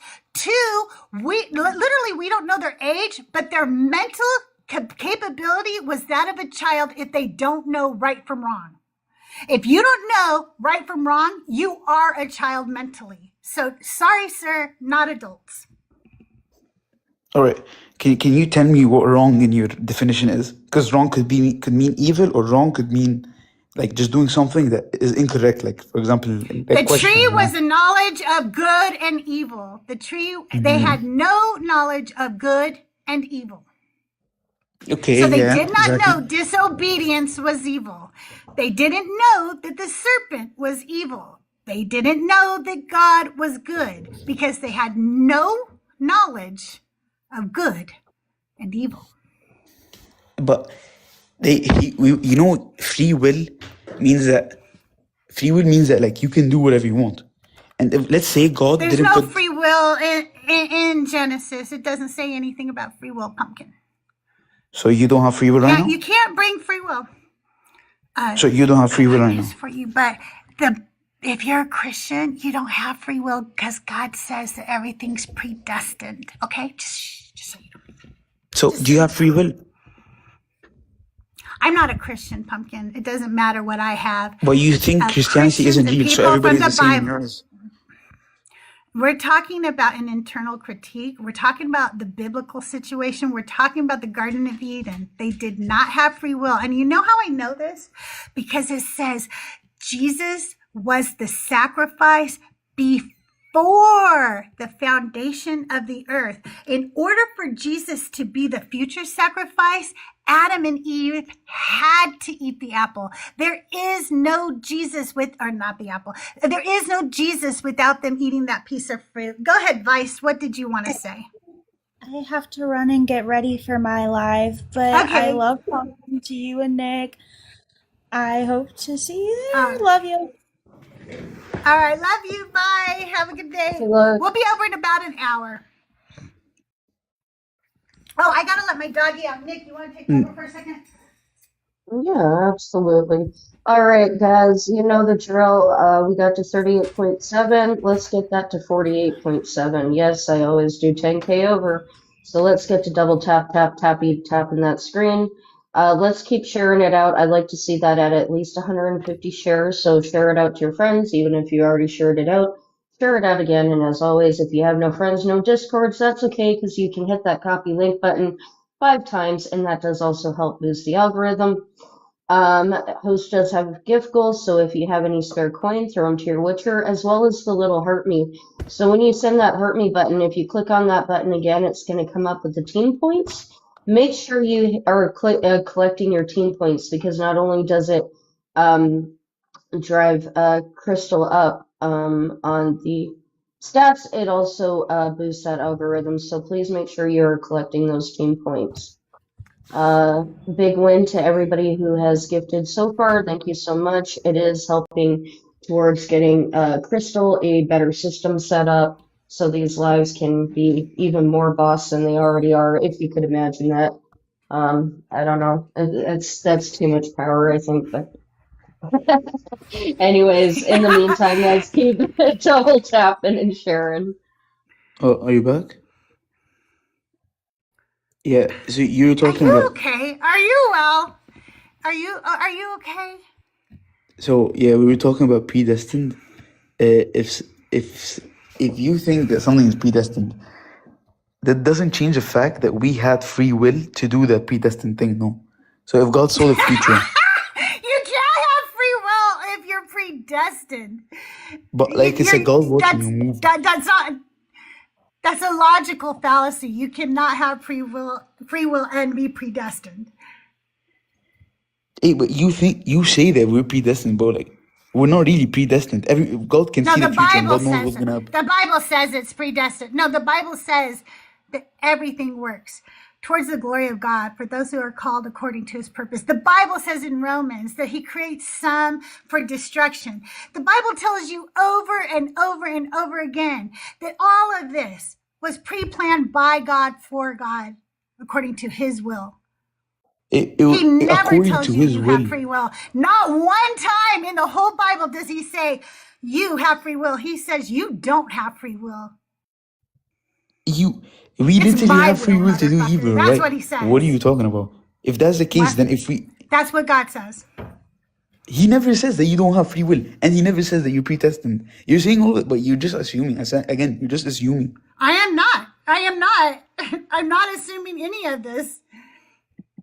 You're taking another. You're just assuming you have free will. You haven't mentioned one Bible verse since you've been up here, but I've given you Bible verses, and yet you keep telling me that I'm Because making you're claims interpreting them to without your own having ways. You're anything not. to substantiate. You're. But you It's like haven't brought up one fucking Bible verse because you don't know your Bible, because you're 18 years old and you haven't read it. You've been indoctrinated. You've taken the little red pill and you're running with it. Instead of using your brain, use some critical thinking and going, maybe I should fucking read this for myself. Maybe this doesn't align with what I think it says or what I want it to say. Maybe, just maybe, I'm believing fairy tales. Maybe.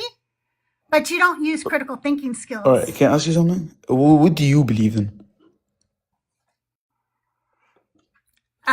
I don't. I don't just believe in things. I'm an ig-theist. Do you know what that is? A what? Ig-theist. IG. Do you know what that is? No. I think that nobody knows what a God is. Everybody has a different idea of what a God is. There's no definitive definition for a God, let alone the God. And because of that, I think it's all made up bullshit, and I don't really think that it's something to believe in. Because, like, what even is a God? Okay, so how did we start? Like, how did we begin? I don't know that I will ever know that answer before I die, but I also don't care because it doesn't have any bearing on my day-to-day life.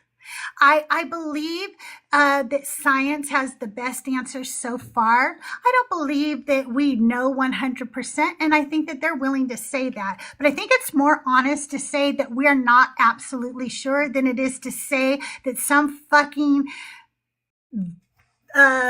bodiless fucking mind up in the sky said something and poof, we were created out of nothing. That doesn't make sense. So, but we're basic. If that's your logic, like there's no God, there's nothing that created us, then we basically came out of nothing. Because you can't say that we've been here. Like we're not in a circle. No, I believe that time, space, and matter are eternal. I don't believe that we started out of nothing. I just think that things have always existed and they change, they evolved. The universe expands, it contracts. Things in throughout the universe change over time, and we're just one small little blip in all of that. Seriously? Seriously? And your argument is that there's no God. You think that we just existed for since You think a God did? You think a bodiless God did? And you you're acting shocked that I believe the universe did when some of the greatest minds in the world agree with me, and you're acting seriously? Seriously? That's what you think? Seriously? A I lot mean, of other do you think greatest that's a minds good also believe. argument for what I just said? Do you A think lot. that was a good argument Yeah, for what again, I just said? again. Do you think saying seriously 10 times was a good argument for what I just said? You said I don't have any Again. substance, sir. You don't have any substance. Again, You have zero you know substance. a lot of other great minds also believe in God, right? I don't really give a fuck. Exactly. You don't care. There's a problem is that you I don't didn't care. go seriously when you said what you said. I didn't act You did though. disrespectful and condescending to you. Did not. You were laughing at me. Not Are until you you joking? were a condescending prick. You were became laughing a at me. condescending prick, and I You were have laughing at me given before you I was back condescending. What are you exact. talking about? I did not. You're a fucking liar. You were laughing at me. You joking? God, were you are laughing such at a me. fucking liar. You were laughing at me. You were literally you were laughing at my face. I never laughed at your face. I was just saying that you were just shouting at me. Then you started laughing at my face earlier. Oh my God, you are such a liar. Hey, Nicholas, what do you got to say? Look, Michael, I get it. I was 18 once. I also thought I knew everything about everything. But here's the thing. When you talk about things like being educated on the Bible, at 18, you can't possibly even begin to fathom the first thing when it comes to the Bible. You never studied the Hebrew. You never studied the Tanakh, the Old Testament, under the lens of actual Jewish people, and you've probably definitely haven't even read the New Testament in full and actually understood all of the concepts that go into it, because it is a very complex book that you can't just read at face value. So here's the thing. I'm actually a biblical student. I am actually going to college full time because I have a goal of becoming a biblical scholar. I'm 40 years old. I thought I knew the Bible, and going to college, I realized I knew jack shit about it. Jack shit. I thought I knew it, but I didn't, because that's how complex this book is. So when you come onto panels with atheists or pagans or non-believers, right, and you try to think that you have some authority on this book at 18 years old when you've barely even cracked the spine on it, it's ridiculousness. And it just makes you look bad. It makes Christianity look bad. Now, I don't know your situation. I don't know if you were raised in this belief system or if it's new, because there seems to be a whole lot of people in the 2500 crew cropping up all of a sudden claiming that they're either Eastern Orthodox or Catholic. But you don't, I can tell you, I can promise I'm you, Eastern. as someone who is 18 once, you don't know jack shit about the Bible. All right. So, I'll come back in a couple of days then. I'll talk to no, you. it's a lifetime. It's a lifetime study. It's not a couple of days study. Michael, It's a lifetime. Michael, Yeah. Michael, which book of Isaiah is Isaiah 45? Oh, Isaiah. What? Yeah, which book of Isaiah is Isaiah 45? Isaiah is its own Bible, no? It's its own book. Sorry. That when you can answer my question, then you can come back. Because the fact that you don't know that Isaiah is not just one book tells me you haven't studied Isaiah 45. How the fuck dare you try to teach me what Isaiah 45 is when you didn't know 10 minutes ago the verse I was quoting, and you don't even know what Deutero Isaiah is? How fucking dare you? Men are so fucking narcissistic, I swear to God. To come up at 18 years old with that much, Musa, can I get your age for TikTok purposes? No? Okay. You had a lot to say in chat. It's weird that you don't want to say it to my face. Yeah, he got real disrespectful with me. He wanted to come up and cry because you were yelling at Michael. That's why he wanted to come up. So now that Michael is gone, he probably Oh my God! Wait! Michael thinks I'm making it up about Deutero Isaiah. You guys, Michael just said, again, you're making stuff up. At 18 years old, 18. And he's going to tell people like, oh, you're making stuff up without even doing a quick Google search, without going, hey, why did this lady just ask me which book of Isaiah? Isn't there only one book of Isaiah? And then No. maybe if he would have just done that quick Google search, he wouldn't look so stupid in chat right now. Michael, stop, pumpkin. You're really embarrassing yourself, okay? It literally is a three-parter book. There's 3 books in one, and the fact that you don't even get that, Michael, is just proves everything I said to you. You don't know jack shit about this book, and you never will.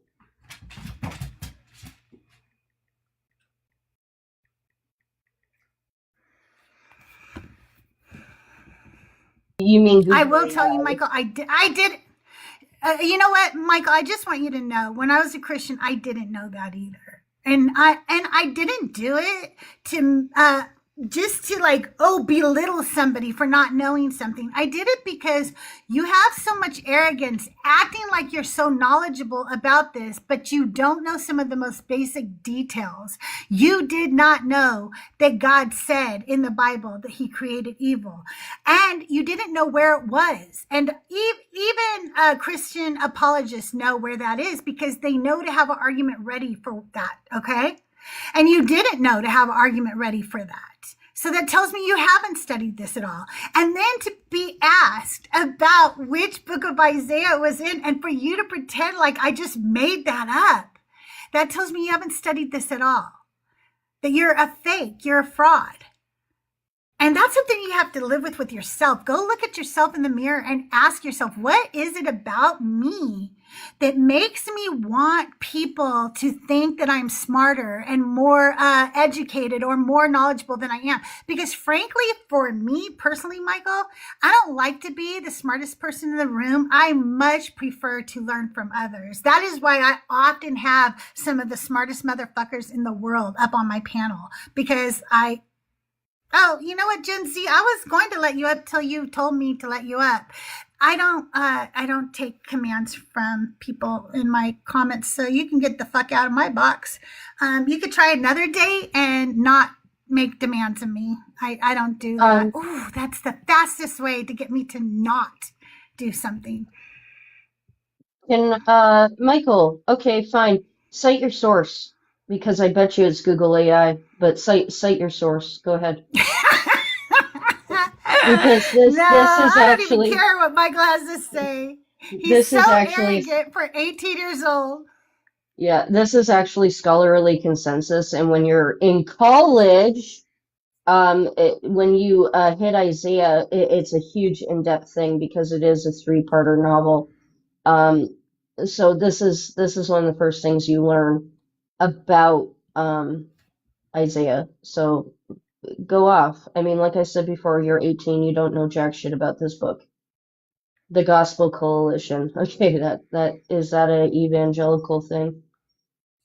Rational faiths? No. No, like go get educated. Go apply for college. Go get an education, Did you? and I'll Here's see you the in 5 to thing, 7 years.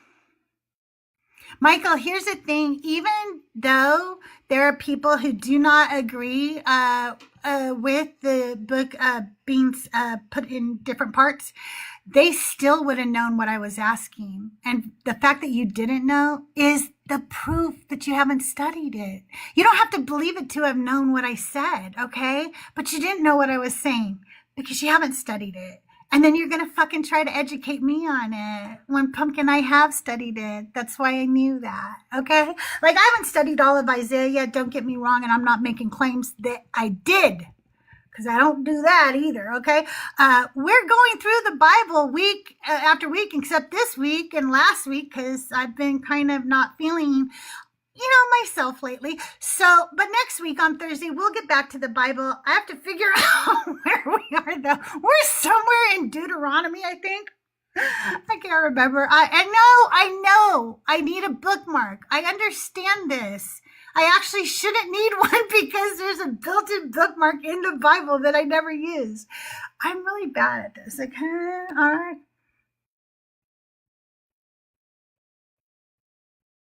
Jesus did lie. Oh my God, Michael. Jesus lied more than once. Jesus had his people steal donkeys for him. Jesus did a lot of horrible stuff, Michael. Okay.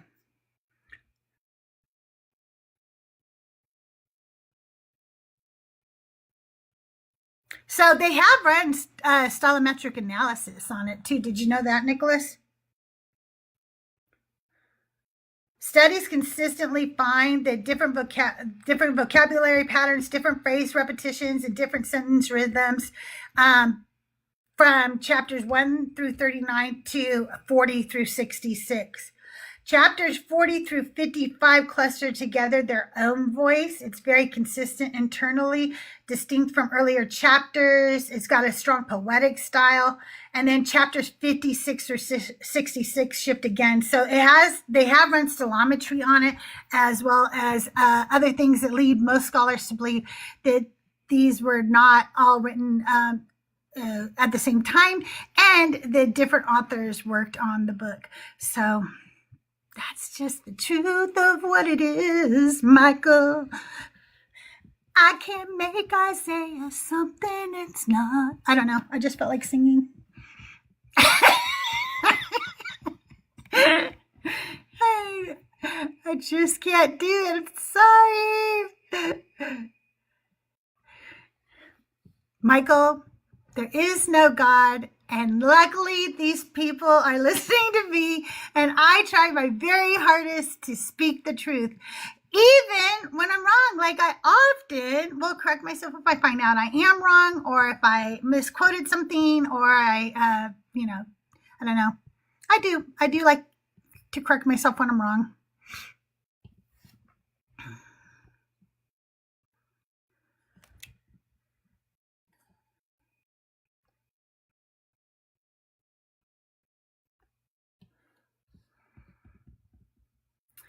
What does love your enemies or give to the poor or fasting abuse?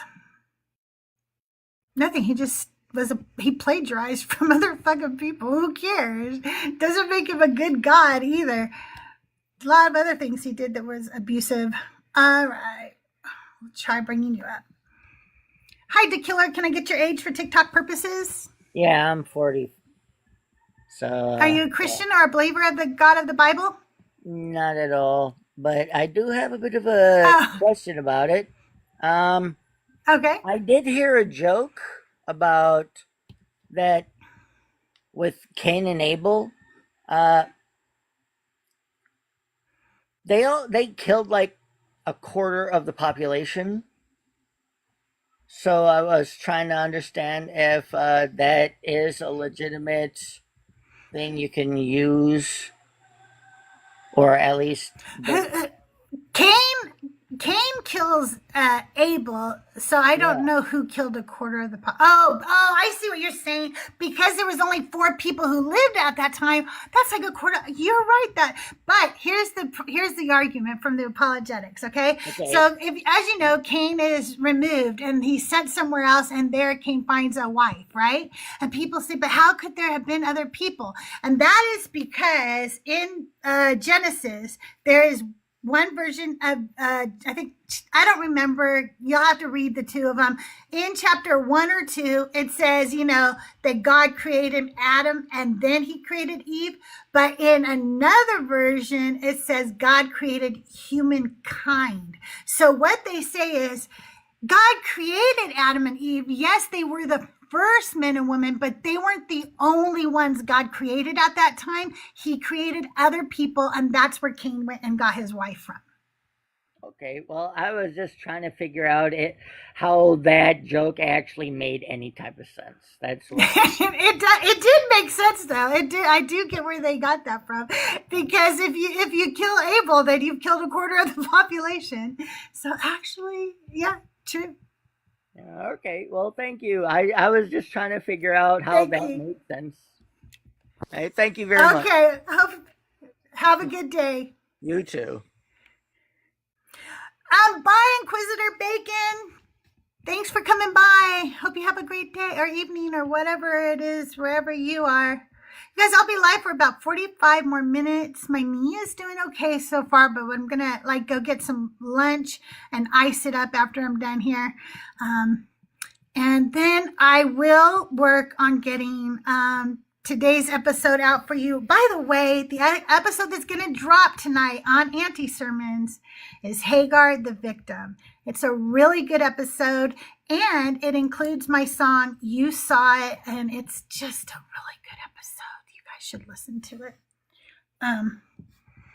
Every episode's a really good episode. Every anti-sermon's a good anti-sermon. And if you guys don't know, we have a new name for my followers. You guys are my nibblings. I really like that because nibblings is the gender-free word for nieces and nephews. And since I'm your auntie, you are my nibblings. I do have new emoticons that Meeks was so fucking amazing. He made me the cutest nibblings emoticons, and I will get those put. I put some in the Discord already. I do not have them up over here, but I will get to it. I promise. They are so cute. No, we're not going to unmute Musa. If Musa did something to get muted, I trust my mods. I don't overrule my mods. He told me to shut the fuck up. Nibblings. Yeah, he told me to shut the fuck up when I was telling him to have some respect. And I just, I said, okay, and then I muted him, and I said, okay, well, I guess I'm gonna have to parent you, seeing as your parents didn't. I understand, but I don't understand at the same time. You younger generations, and the way you talk to elders. I mean, if my mom caught me on the internet doing that, even at 40 years old, she would still beat my ass. So I don't know what your guys' issues are. I really don't, but it's got to stop. If you guys don't want to get yelled at by random people on the internet, then maybe you should take it up with your parents who should have yelled at you so you wouldn't end up in that situation to begin with. Here's the thing, Michael, he's not going to be unmuted. Whatever time that my mods put on that mute, that stands today. I back up my mods always. And I also just don't fucking take orders from 18-year-old men. I don't do that. I actually don't take orders from men. In case you haven't been listening to the live, if you want me to do something, do not have a man tell me what to do. It'll have the exact opposite effect on you. I just can't stand listening to men tell me what to do. You were getting shouted at and muted and talked over, Michael, because you weren't showing respect. Every time she talked, you were talking over her. And now you're going to claim that you were some kind of victim in the scenario. No, what she did was parent you, which, like I told your friend, if your parents did in the first place, you wouldn't be getting yelled at on the internet today. So he's not wrong. That's their skill issue, not ours. We raised our kids right. Like I said to Crystal earlier, my son is the same age as you, and he does not go on to panels and talk to women the way that you have today with Crystal. He doesn't show blatant disrespect. Michael, I don't care if it's a group bias. They're my group. These are my nibblings. These are my people. And so guess what? Of course there's going to be a bias for me, Michael. And you know what? Here's long enough to listen to me explain to you that I was asking them to stop muting you so we could have a conversation. But because you're a little man, you thought, I'm going to shout down this woman because I'll be damned if a woman speaks over me. But Michael, baby boy, listen, I'm going to hold your hand while I say this. This is my fucking platform. This is my fucking show. That's my fucking name up there. Not yours. Not yours, pumpkin. So the rules are mine. If you don't like it, go live yourself. Go do your own live. Go get your own followers. Go do your own thing. No, again, I was muting you because she was trying to get sentences out and you wouldn't let her speak because you have no respect. Again, you're not the victim. Stop trying to act like you are. But they have a persecution, fetish. Like he has to feel like the poor little victim. As a matter of fact, at 18 years old, if some older lady had just fucking chewed my ass out on the internet, I'd have been gone and I'd have been mocking her with my friends already. I would not be crying in her chat room. That is not what I would be doing because I would have more of a life, right? I would be like, oh my God, fuck that lady. And I would go spend time with my friends and I would have a really good time and we'd laugh and it would be fun. But he literally has no life. So what he's doing is hanging out in here and crying.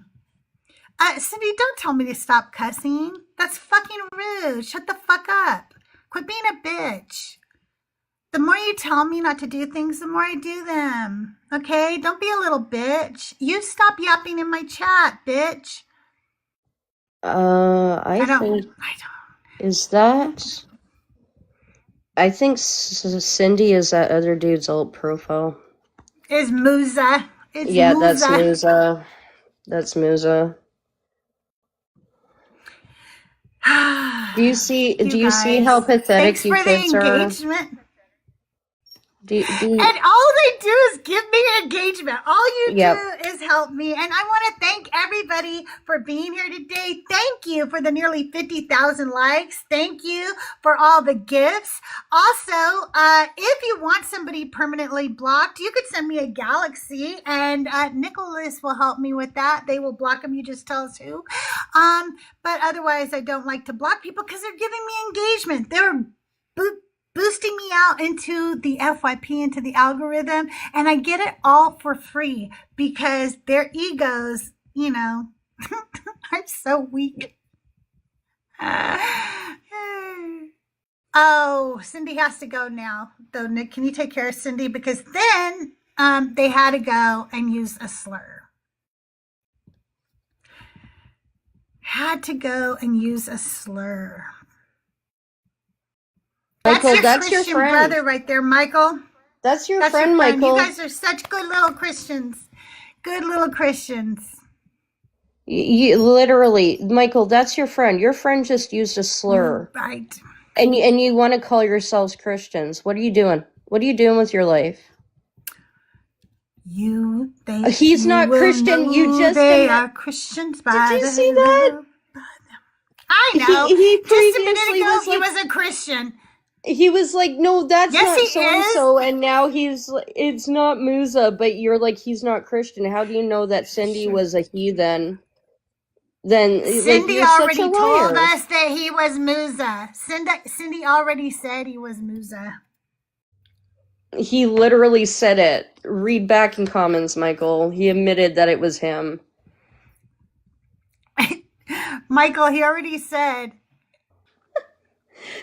You just missed it because you're so dumb. I can't take it.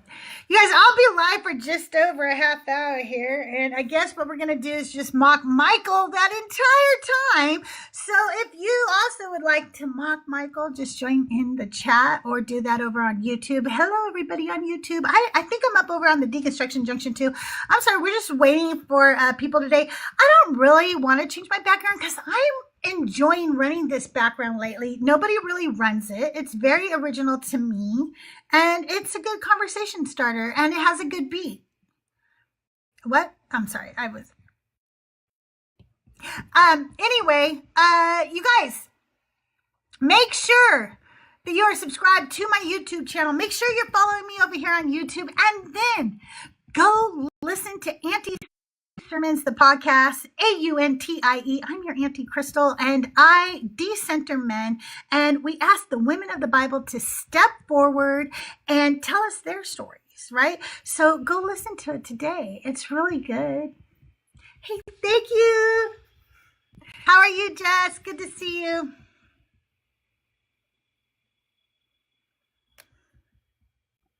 You ready, Nick? Hey, Catholicism, how are you today? I'm doing great. How about you guys? All right. Can I get your age for TikTok purposes? I'm 19. Okay. And I take it you're a Catholic. Yes, ma'am. All right. So today we're talking about how God's not that into you. And we are talking about the Bible. We're not talking about, outside of scripture or anything like that. We're talking about how he is portrayed in the Bible, because there was this book written a few years back called He's Just Not That Into You. And a man wrote that book for women saying, look it, men are showing you they're not that into you. They're showing you by the way they treat you, they talk to you, the way they don't call you back, they don't answer you, and you're sitting here like begging for their attention when they're showing you they're not that into you. And that's kind of like this God. He just, especially for women, he's just really not into us. What do you think? I would just have to reject that, of course, because it would it'd be contrary to my belief. As a Catholic, you have to believe that God is all loving. So I believe that God is all loving. I believe that he is most gracious. Even when we reject him most, he will always be there. So I don't understand how that happens. Could you point to the scripture? No, he won't. If we reject him, he's going to damn us to hell. So no, he won't always be there. He's not even going to stop for a minute and go, wait a minute, Crystal. Wait, I know you didn't believe in me, but I love you so much. Here I am. Here I am. I'm real. Nope, he doesn't do that. He gives you what you wish for. Is that the creative camper? Let me know. Was that to drop? Just let me know. He gives me what I wish for. He gives me what I wish for. Did you just say God gives you what you wish for? Yes, he gives you what you wish for. He gives you free will. So you're telling me babies born with Harlequin disease wish for that? Of course, that's funny. No, of course not. Of course not. Okay, so God doesn't give you what you wish for. That is just a ridiculous thought-stopping cliche, if you will. Okay, let's look at what he's telling you he is in the Bible, and quit pretending that just because, listen, anybody can go around and say, I'm the smartest man in the world. That doesn't make them the smartest man in the world. God can say, I am all loving. But if his actions don't show that he's all loving, then he's just a liar. Okay, show me where God is not all loving. Okay, when he tells women that they are less than men. God makes it clear that women have the same moral worth as men, but women and men have two separate natures, and there are parts in the Bible where men have the higher authority because they're in the authoritative leadership position. I do not give a fuck. You can say all the excuses you want. That's not all loving. Are you a parent? No, I'm 19. Okay. Well, lots of 19-year-olds are parents. I hate to tell you that. I am a parent, okay? Okay. And I cannot look at 3 children and tell them, I love you all equally. But you are my chosen, and you are above her, and you are above her. Because that's not equal. That's not loving.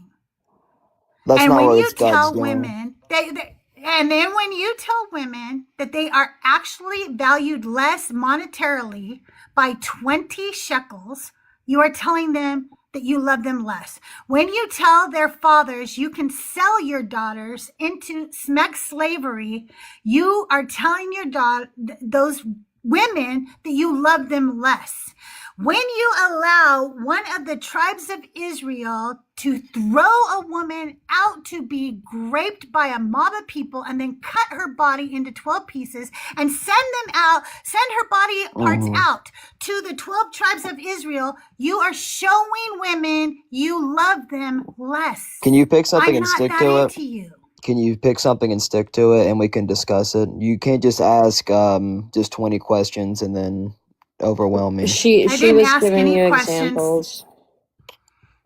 Well, I yeah, didn't you ask can. any Well, you can't questions. just state 20. You can't just state 20 positions all at once and expect me to have a Hey, good Catholic, do genuine. you know what the fruits of the Spirit are? Oh, here's another statement that we're going to get into. Do you know what the fruits of the Spirit are?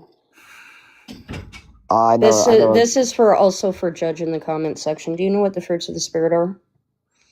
I know a few of the fruits of the Spirit. I don't know the exact amount of the fruits of the Spirit. Can you show them? Can you show them, please, when you're up on this panel? You asked for examples. Which one did I violate? She gave Here's you the thing. patience, mostly patience. I mean, it's impossible to have a conversation whenever you're saying 20 things at once. Okay, first of all, I said 3 things. I'm sorry that 3 was a big number for you. And You second of said all 5 you or had to 6. do was when no, I didn't. But all you had to do when I was done was say, can we take one of those at a time? And I would have been happy to go back over one of them at a time. Well, let's do that one at a time. You don't have to be a dick. You don't have to be a dick. I'm not being. Okay, women are worth 20 shekels less than men for no reason. Where is that in scripture, and is that what is the context of that? Is that of the practice, or is God commanding that is the worth of the woman and man, or is that God describing the practice? How much? Do you want the answer, or do you just want to keep talking over me? You can't ask 20 questions, Catholic. You can't do that. One question at a time, Catholic. No problem.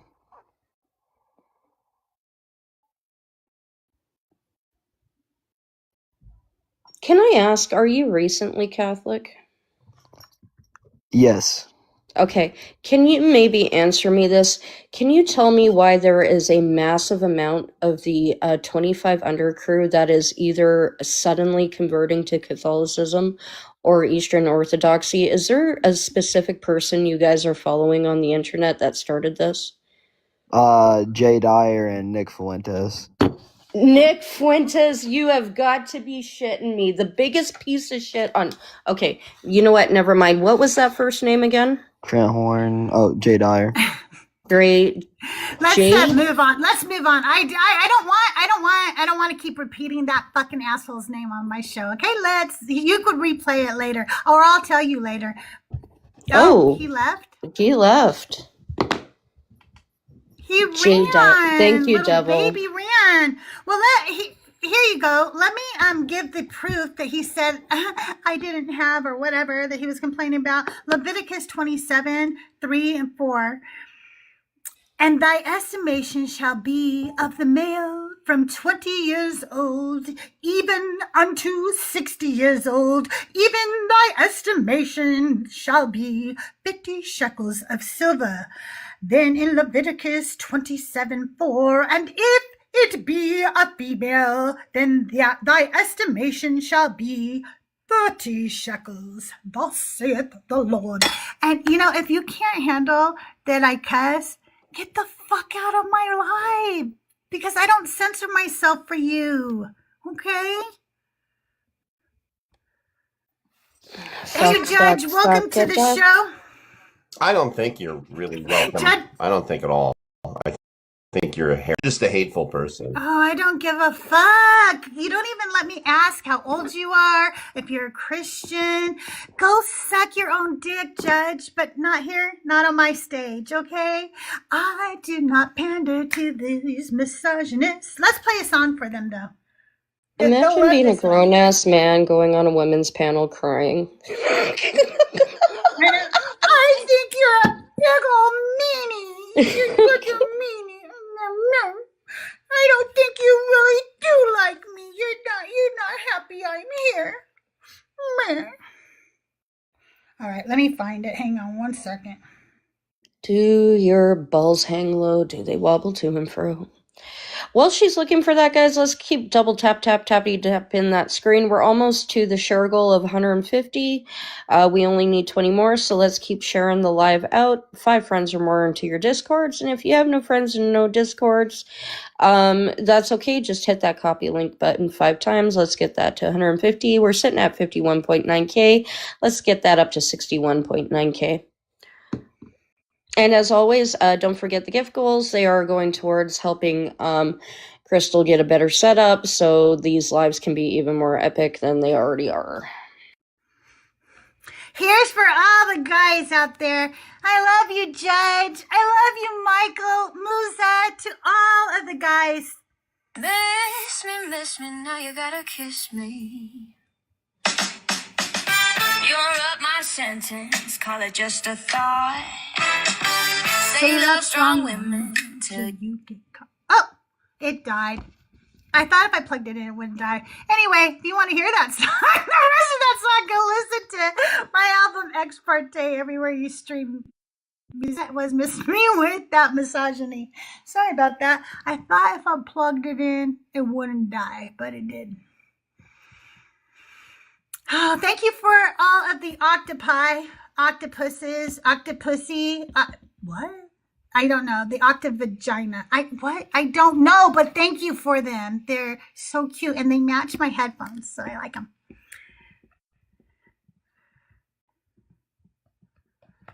We've had some characters today.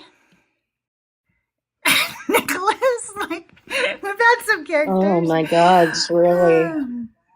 I'm gonna have to look up some of these names because now I finally got one of these kids to give names. I only know one out of the three, so I'm gonna have to do some research because this is becoming an epidemic with the 25 and under crew, and they're not even because you guys know that I talk to 2 archbishops on the daily, and one of those archbishops, he talks to an Eastern Orthodox priest, and they're like, these kids don't even know what they're talking about. They are definitely not Catholic. They are not Eastern Orthodox. Like, we don't know where, because they've got this, they claim Catholic, but they've got this sense of evangelicalism to them, which is the confusing part. And I'm like, well, I'm going to start asking them, who are they listening to, where this is centering from, because there is like an epidemic right now. So just go Google who the Red Pills listen to. It will tell you everybody they listen to. And it's the Red Pills. This goes back to parents. Fucking monitor what your kids are watching on the internet. Please. They like it. They like it, Nick. The parents are into this. They think that their boys are listening to good, strong alpha males. Who was that one mom on TikTok? She was a Christian woman. She made a video. I can't remember who it was, but she found out that her son was listening to Nick and people like Nick, and she lost her shit. She like shut off the internet. She had some major words with her son. Like, wow. That's what parents need to be fucking doing. Oh yeah, definitely.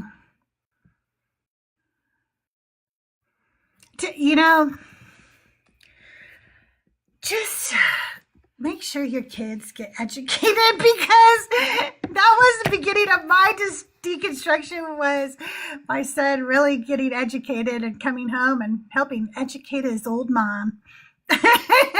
Mom, you should not be this conservative. This is not healthy. No, I'm not conservative at all. No, Telos, you're not coming up. Telos, you guys, Telos is such a joke. Okay, Telos came up on my live a few weeks ago. And Christina from Girls Gone Godless, the podcast. If you guys haven't listened to Girls Gone Godless, go listen to that podcast. I'm on there. Anyway, and she said to Telos, have you ever read the Bible from a woman's point of view? And then he continued to argue with us, on every little point we were pretending that he came up in good faith to try to learn, And then he said, and then I said, listen, Christina asked you to listen to this, or to, try to understand this from a woman's point of view. And you haven't. You've called us heretics. You treated us like shit. You haven't tried at all to listen to it from a woman's point of view. And he goes, you're right. But have you ever looked at it from a man's point of view? And I just went, what the fuck are you talking about? The Bible is written from a man's point of view, you fucking idiot. Hey, Russell, good to see you. I hope you're having a good day. I don't know what the fuck you're talking about. So I make this video where he does that, right? And I post it up, and he literally screen recorded the video I made and then posted it on his page as if it proved something bad about me. My video mocking him, he screen recorded and put on his page. And people have even gone by his page and said, what the fuck is this supposed to prove right now? Like, what are you doing? And then, oh, I'm sorry, it gets better. Then Telos went on Minnie Kwan's live and told Minnie Kwan and everybody that I apologized and that he and I are friends now.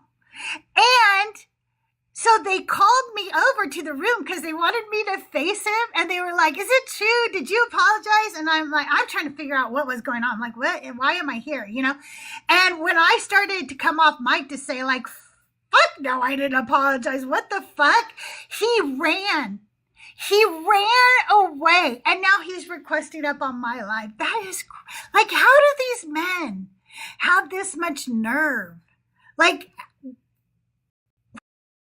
where do you get the cojones to do all of this? Do you have, like, is there no shame in them at all?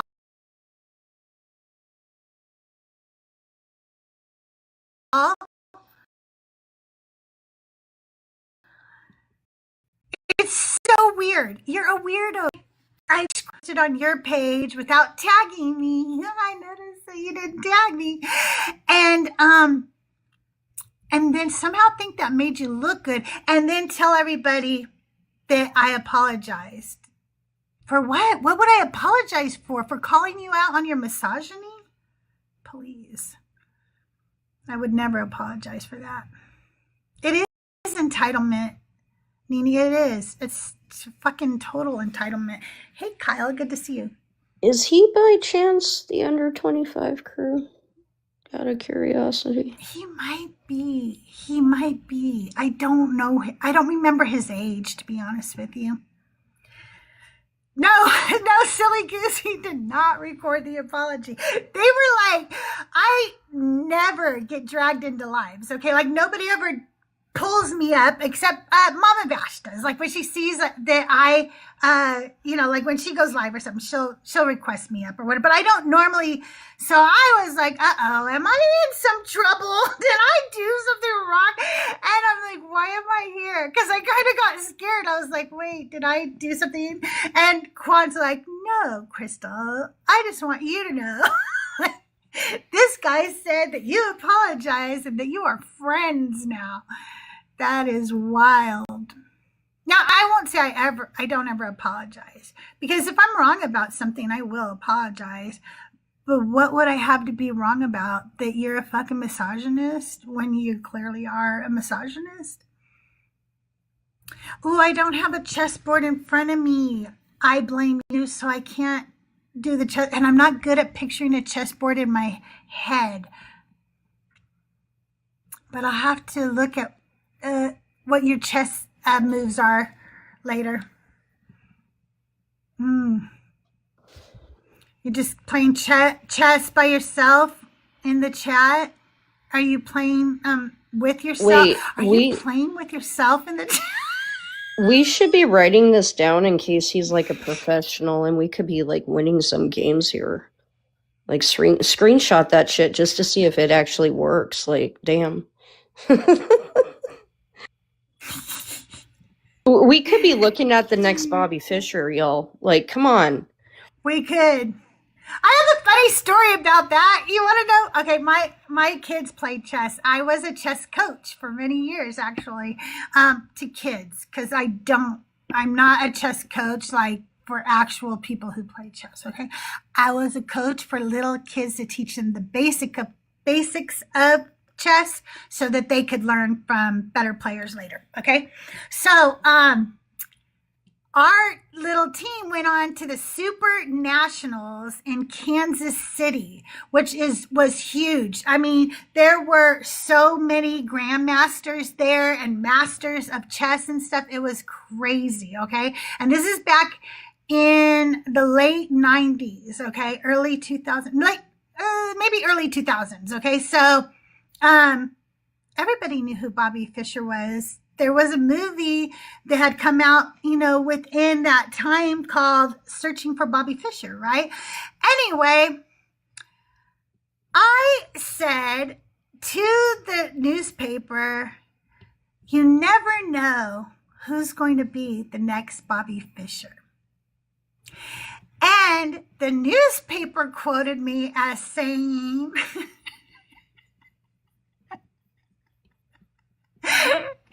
that Bobby Fischer is the kid to beat. Wow, what? And I was so embarrassed. I was like, oh my God, this went out to my whole hometown, which was a small town, but that made it worse because it was like, Crystal doesn't know who fucking Bobby Fischer is.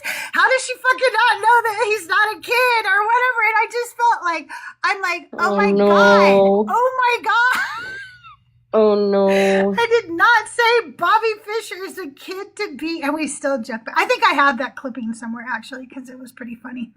That's hilarious. It was just a person who was interviewing me had no fucking idea about No what chess was. idea I either. actually have a really cool hat for any.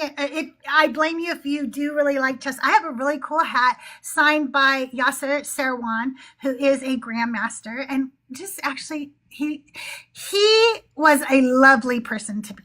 Okay, he was at that tournament, and there was a woman who hated me, whose son was in the same chess thing as my kid, and she hated me because she was jealous of my son. She was just jealous. My son was older than her son. I don't know why, but she compared her son to my son all the time. And she wanted her son to be as good as my son. I don't know why. It was a weird thing, a weird attachment she had. But because of it, I ended up hating her because I was like, you're such a fucking bitch. Like, I don't know why you're like so weirdly jealous of my son. You're a weirdo, right? But anyway, she was in line in front of me to get something signed by Yasser Serwan. And he's a grandmaster in chess, if you guys don't know. And her son's name, we'll say her son's name was Stanley, okay? She goes, she walks up to this grandmaster in chess, and she goes, Stanley is having some really hard times with his end games or whatever. And in my mind, I'm thinking, Yasser Serwan does not know who Stanley is. Like, he doesn't know who you're referring to because there's no kid around her or anything. She just walks up and says this to him. And I'm thinking, this is a really weird way to start a conversation with a grandmaster. And while I'm sitting there listening to her conversation, I think, I want to do something really cool that will piss her. I don't know why. I'm just so passive aggressive, you guys. I'm like, I want to do something really cool that'll piss her off when I get my turn to go up there because I know she's going to hang around to listen to whatever I say to him, right? So she's going on and on about Stanley, and Yasser Serwan's like, okay, did you like want me to sign something or whatever? Like, he's like, I don't know, you could, I have some books, like you could buy my books, He felt very uncomfortable, you could tell. And then he signed whatever it was. And then I walked up to him and I said, can you sign this hat to my worthy opponent? And he signed my hat to my worthy opponent, Yasser Serwan. And I have a hat signed by a grandmaster in chess that says to my worthy opponent. That's fucking amazing. And it really pissed her off. Like, she was so, like, you could tell, like, for some reason that, like, that really made her mad. Because I said that, of course, he and I sat there and talked for a few minutes and laughed and had, like, a really great conversation. And she was, like, just fuming. And I don't know why I knew that me doing something like that would piss her off, but I just had to get under her skin. It was just, and now I have a really cool hat and a real cool story too. I'm like, yay, I have a hat. that says I'm a worthy opponent. I bet you live rent I free in am her not head. a worthy opponent. I bet you live rent free in her I'm head very even sure I today. do. I'm very sure I do. I love living rent free in people's I have Blue heads. Sky, but I haven't posted there yet, Sweet Pea. I don't know much about it. I haven't really posted much. Do you post over on Blue Sky, Nicholas? I do not. I have an account, but I don't. I haven't really played that yet. Isn't that the one that's supposed to be like Twitter but isn't? Is that Yeah, the I one think I'm so. thinking of? Yeah. Oh man, I was thinking this was something. I have to find this box for you guys. One day this week, I'll show you guys something cool. My father-in-law worked on the Apollo missions, and he was an engineer on the Apollo missions at Cape Canaveral before we landed on the moon. And so he helped, build the rockets that took us to the moon. And after they closed it all down, there were these books that they had that the engineers would leave for the next. They had they had people who worked during the day and people who worked the next shift or whatever. Okay, so it was like kind of like just a notebook, but they're hardcover, kind of like a ledger or something, right? And any notes or something they wanted the next person who was working on something to know, they would leave it in the note. Anyway, I have all those books from the Apollo missions, and there's some really cool historical things in them. And so I thought it'd be fun one day, because of all the cool stuff going on with Artemis and stuff, if I showed you guys some of what are in the books and what the books look like. They're mostly boring, not gonna lie. They were actual engineers who were just engineering. And so sometimes the notes are funny. Like they'll say, leave the next page blank. That's the whole note. And then the next page is blank. And I don't know if they're fucking with each other or what they're doing, but there's just, sometimes it appears to be there's some jokes and stuff in it to each other or whatever. But there also were pictures that were stapled inside, and I don't remember. There's other things that were in there.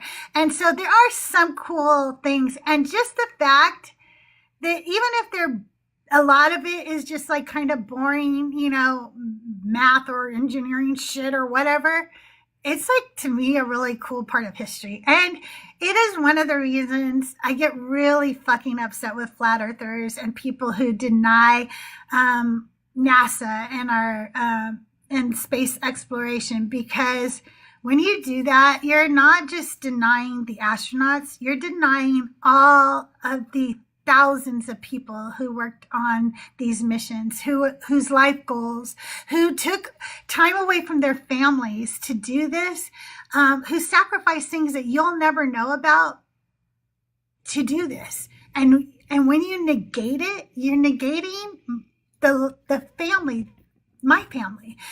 Doug worked on the space shuttle. He actually is the one who designed the drag chute mechanism on the space shuttle. Whenever you see a video of that chute coming out when the shuttle lands, my husband designed that. That's my husband. And, my father worked on the stealth bomber. And so whenever they do a flyover, that's my dad's designs that I get to see. And so when I think about the Apollo missions, I think about my father-in-law, Gordon, and how much work he did and all the engineers. And that's why I get a little passionate when people deny space and deny space exploration. It really, it just, and I hate it.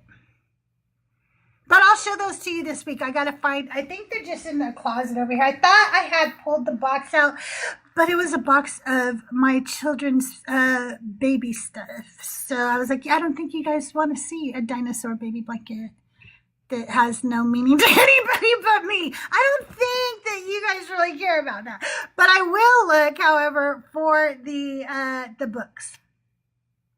I am not going to bring up another visitor today. If you're in the guest box, I will be tomorrow we have Hebrew class, but I might go live after we're done with Hebrew class because I'm trying to just ease my way back into going live regularly again.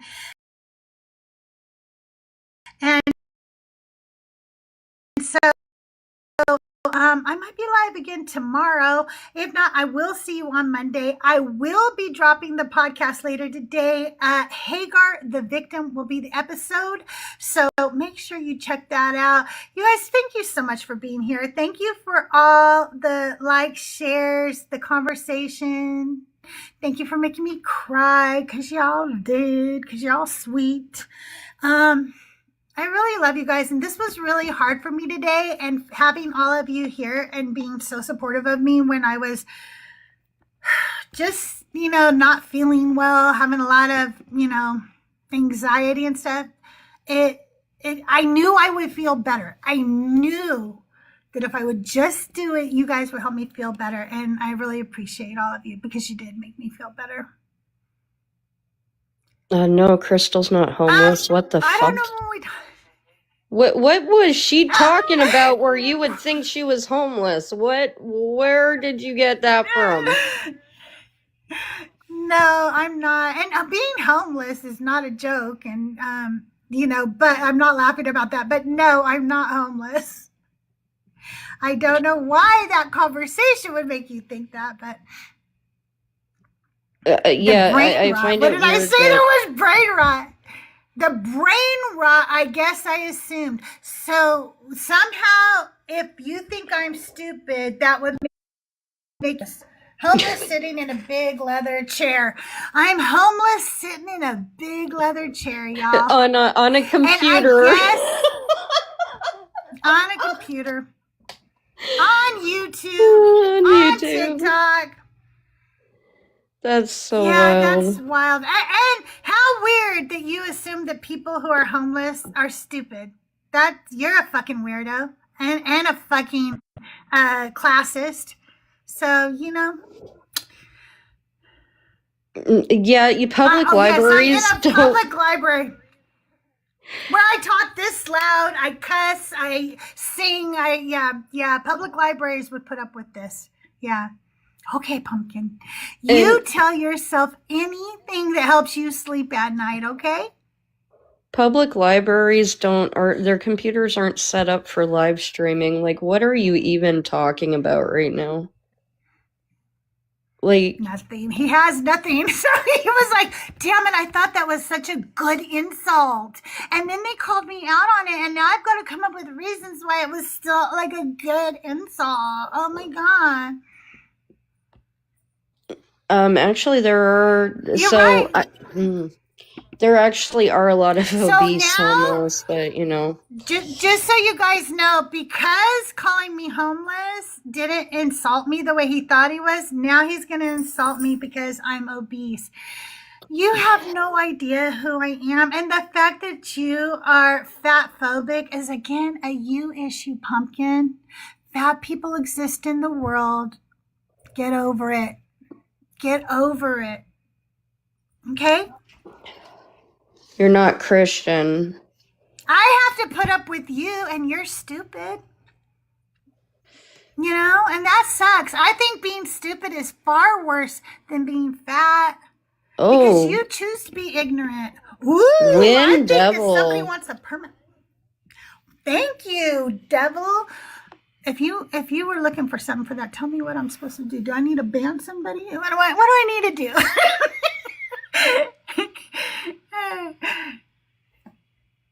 All right, you guys, we're going to close it up for today. I see I have people waiting in the guest box. Join me tomorrow after Hebrew class. We have Hebrew class tomorrow in my Discord. Join us there at, I think it's 11 a.m. tomorrow. I will put it in the Discord. I'll check with Rav make sure I have the right time, and I will put it in the Discord. But I want to thank everybody for being here. Nicholas, thank you for being here. You know, I love you. And thank I you, love Vice, for being here you. earlier. Everybody go, if Vice is still alive, go raid Vice. If not, wherever you go say Crystal J raid. Oh, thank you, Pitchy. Silly Goose, thank you so much. Thank Oh, you, thank you, everybody. Silly. It was such a big, warm welcome back. Sweet Pea, thank you so much, everybody. Have a great day. I will see you around the Meetup and YouTube. Bye, everybody. Bye.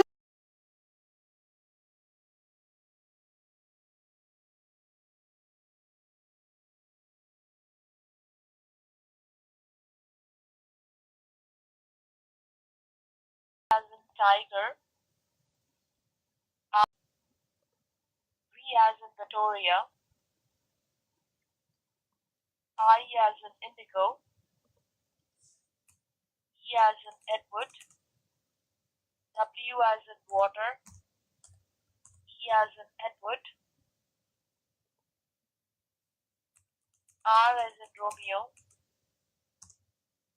dot, net. Okay?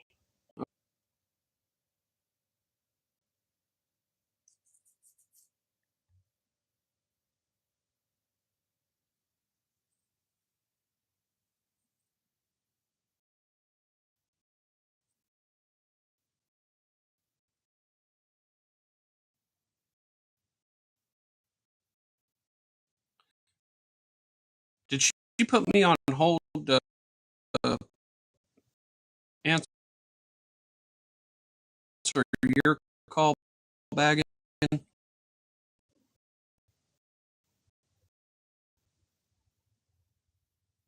I wouldn't be surprised.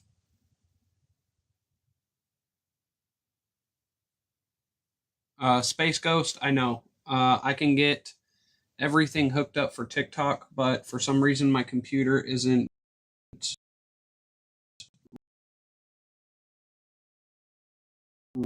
registering that anything is plugged into it. I'm going to work on it when I have time. I just don't know when that'll be. I wish you would.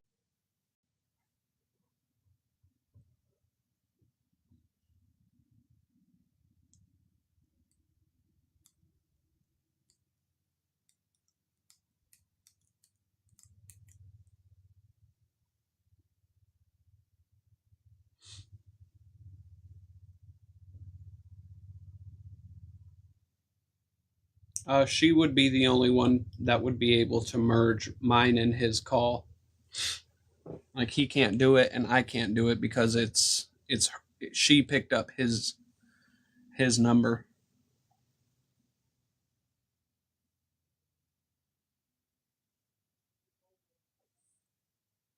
Hello? Hello? I guess I'm on hold.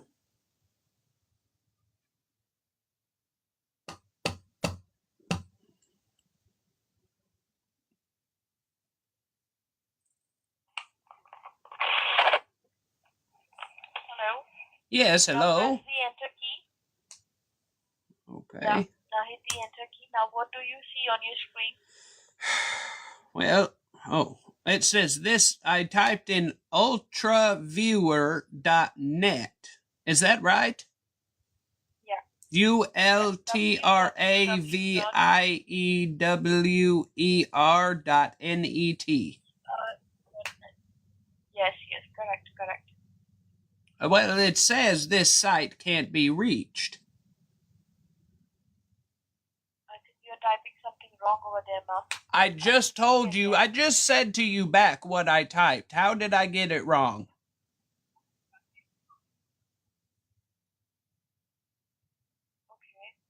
Okay, I'm giving you a different one, okay? All right. Different website. Type www.a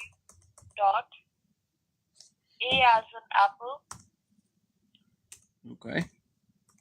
L as in London, Okay. P as in Peter, Okay. E as in Edward, All right. M as in mother, Okay. I as in indigo, Okay. X as in X-ray, All right. dot, Okay. com, C-O-M, com. Okay.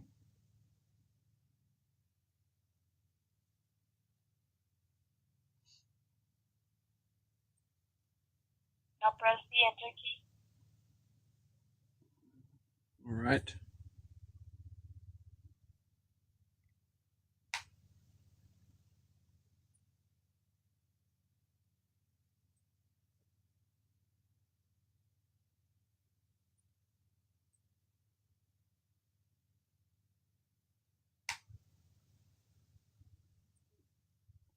Is something supposed to be happening? Yeah. It's just spinning around. Nothing's happening.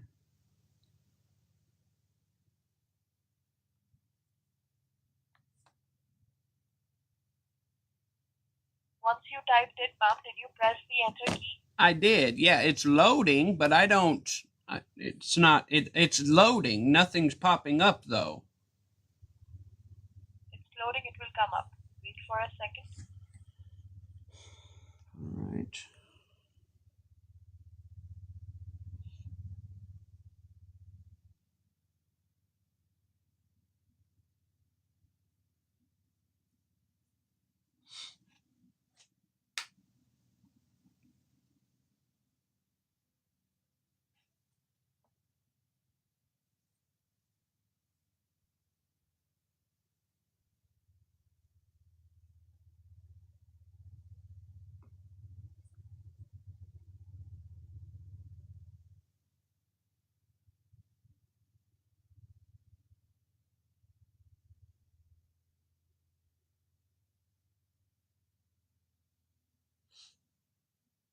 What do you see?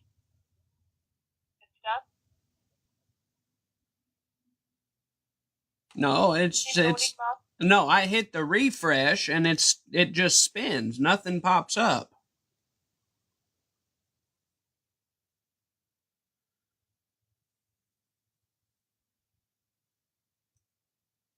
What? Someone sent me a gift. It shows me on my screen. Nick was the last one to send me something. Thank you, by the way. Yeah, I did notice that, Nick. Thank you. Okay. What do you see? It's just a blank screen, ma'am. Nothing's happening. Okay, can you just restart your computer, ma'am? Restart your computer once. Oh, can I get this on my? Can I do the cancellation on my phone? No, ma'am. In the phone, we cannot generate. My phone is much better, faster. I understand it is faster, but ma'am, we need only a computer, ma'am.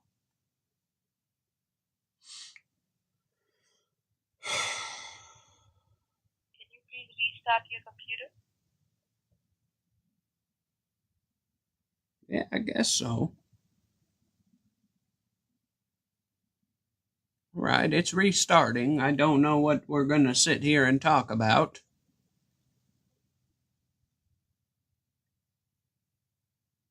What is your name? Jenny.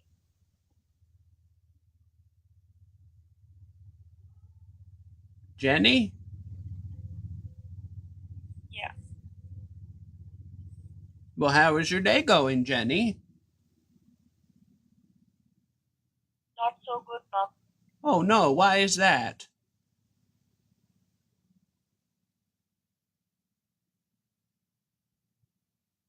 Are you okay? Yes, I am. Well, Your what's... computer is on now? No, it's restarting. What's wrong? Why are you not having a good day?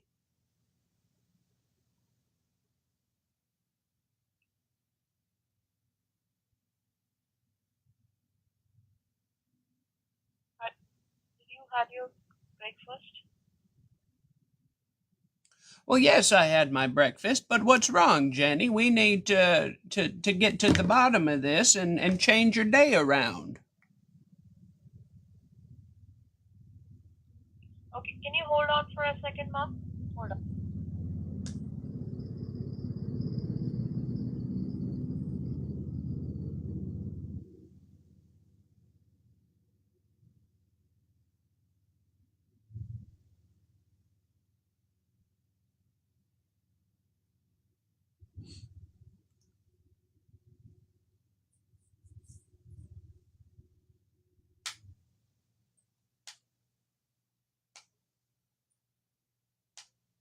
Yes, Allie, she is saying, ma'am.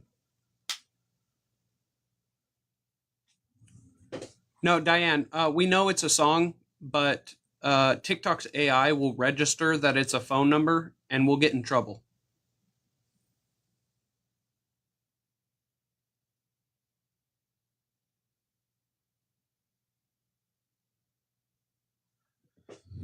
That's probably bagging, calling her back. No, it's okay. Call her sir. No, I want to get to the root of her problems, but she's very closed up. She won't talk to me. I don't like that.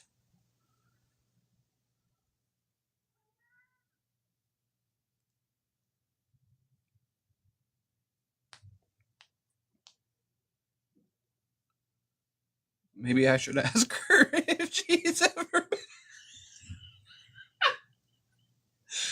Maybe I should ask her if she's ever been balls deep to the dangly thing.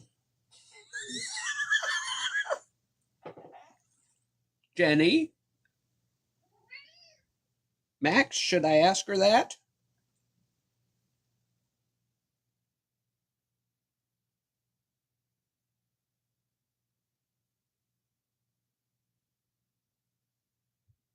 I'm going to. Jenny, hello?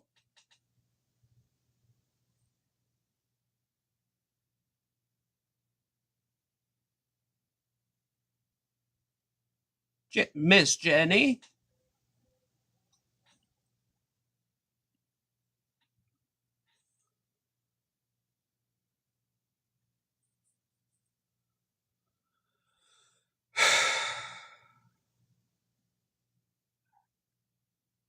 Oh, she fucking...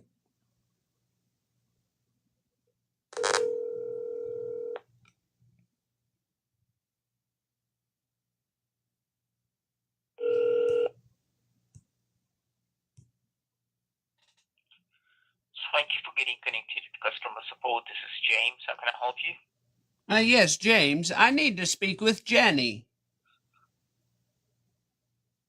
Jenny is not here. If you have any problem, you can ask me. I was just on the phone with her. And then what happened? Literally 2 seconds ago, I was on the phone with Jenny and we got disconnected.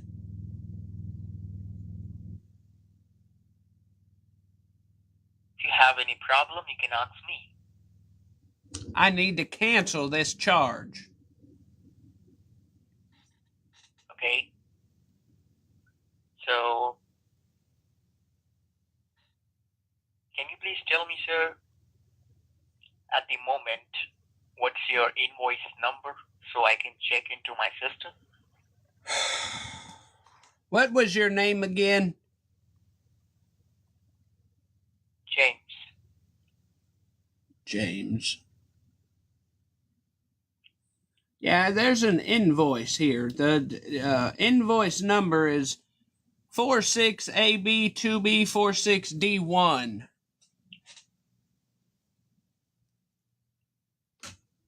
Okay.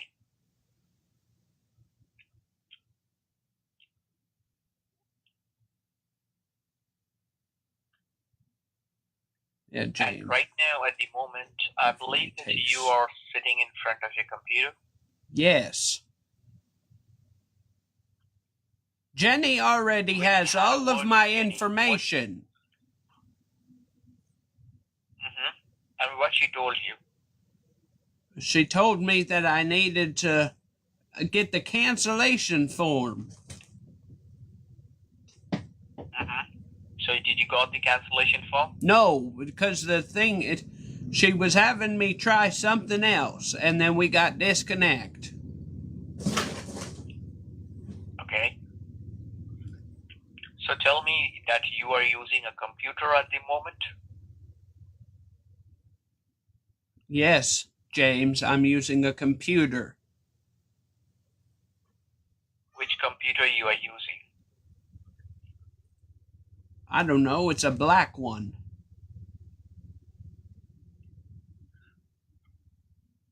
I'm talking about the company, that it's a Windows, Apple.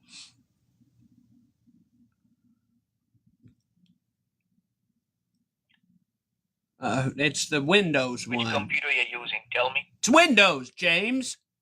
Windows. Okay. Now you can look on your computer keyboard. On your computer keyboard.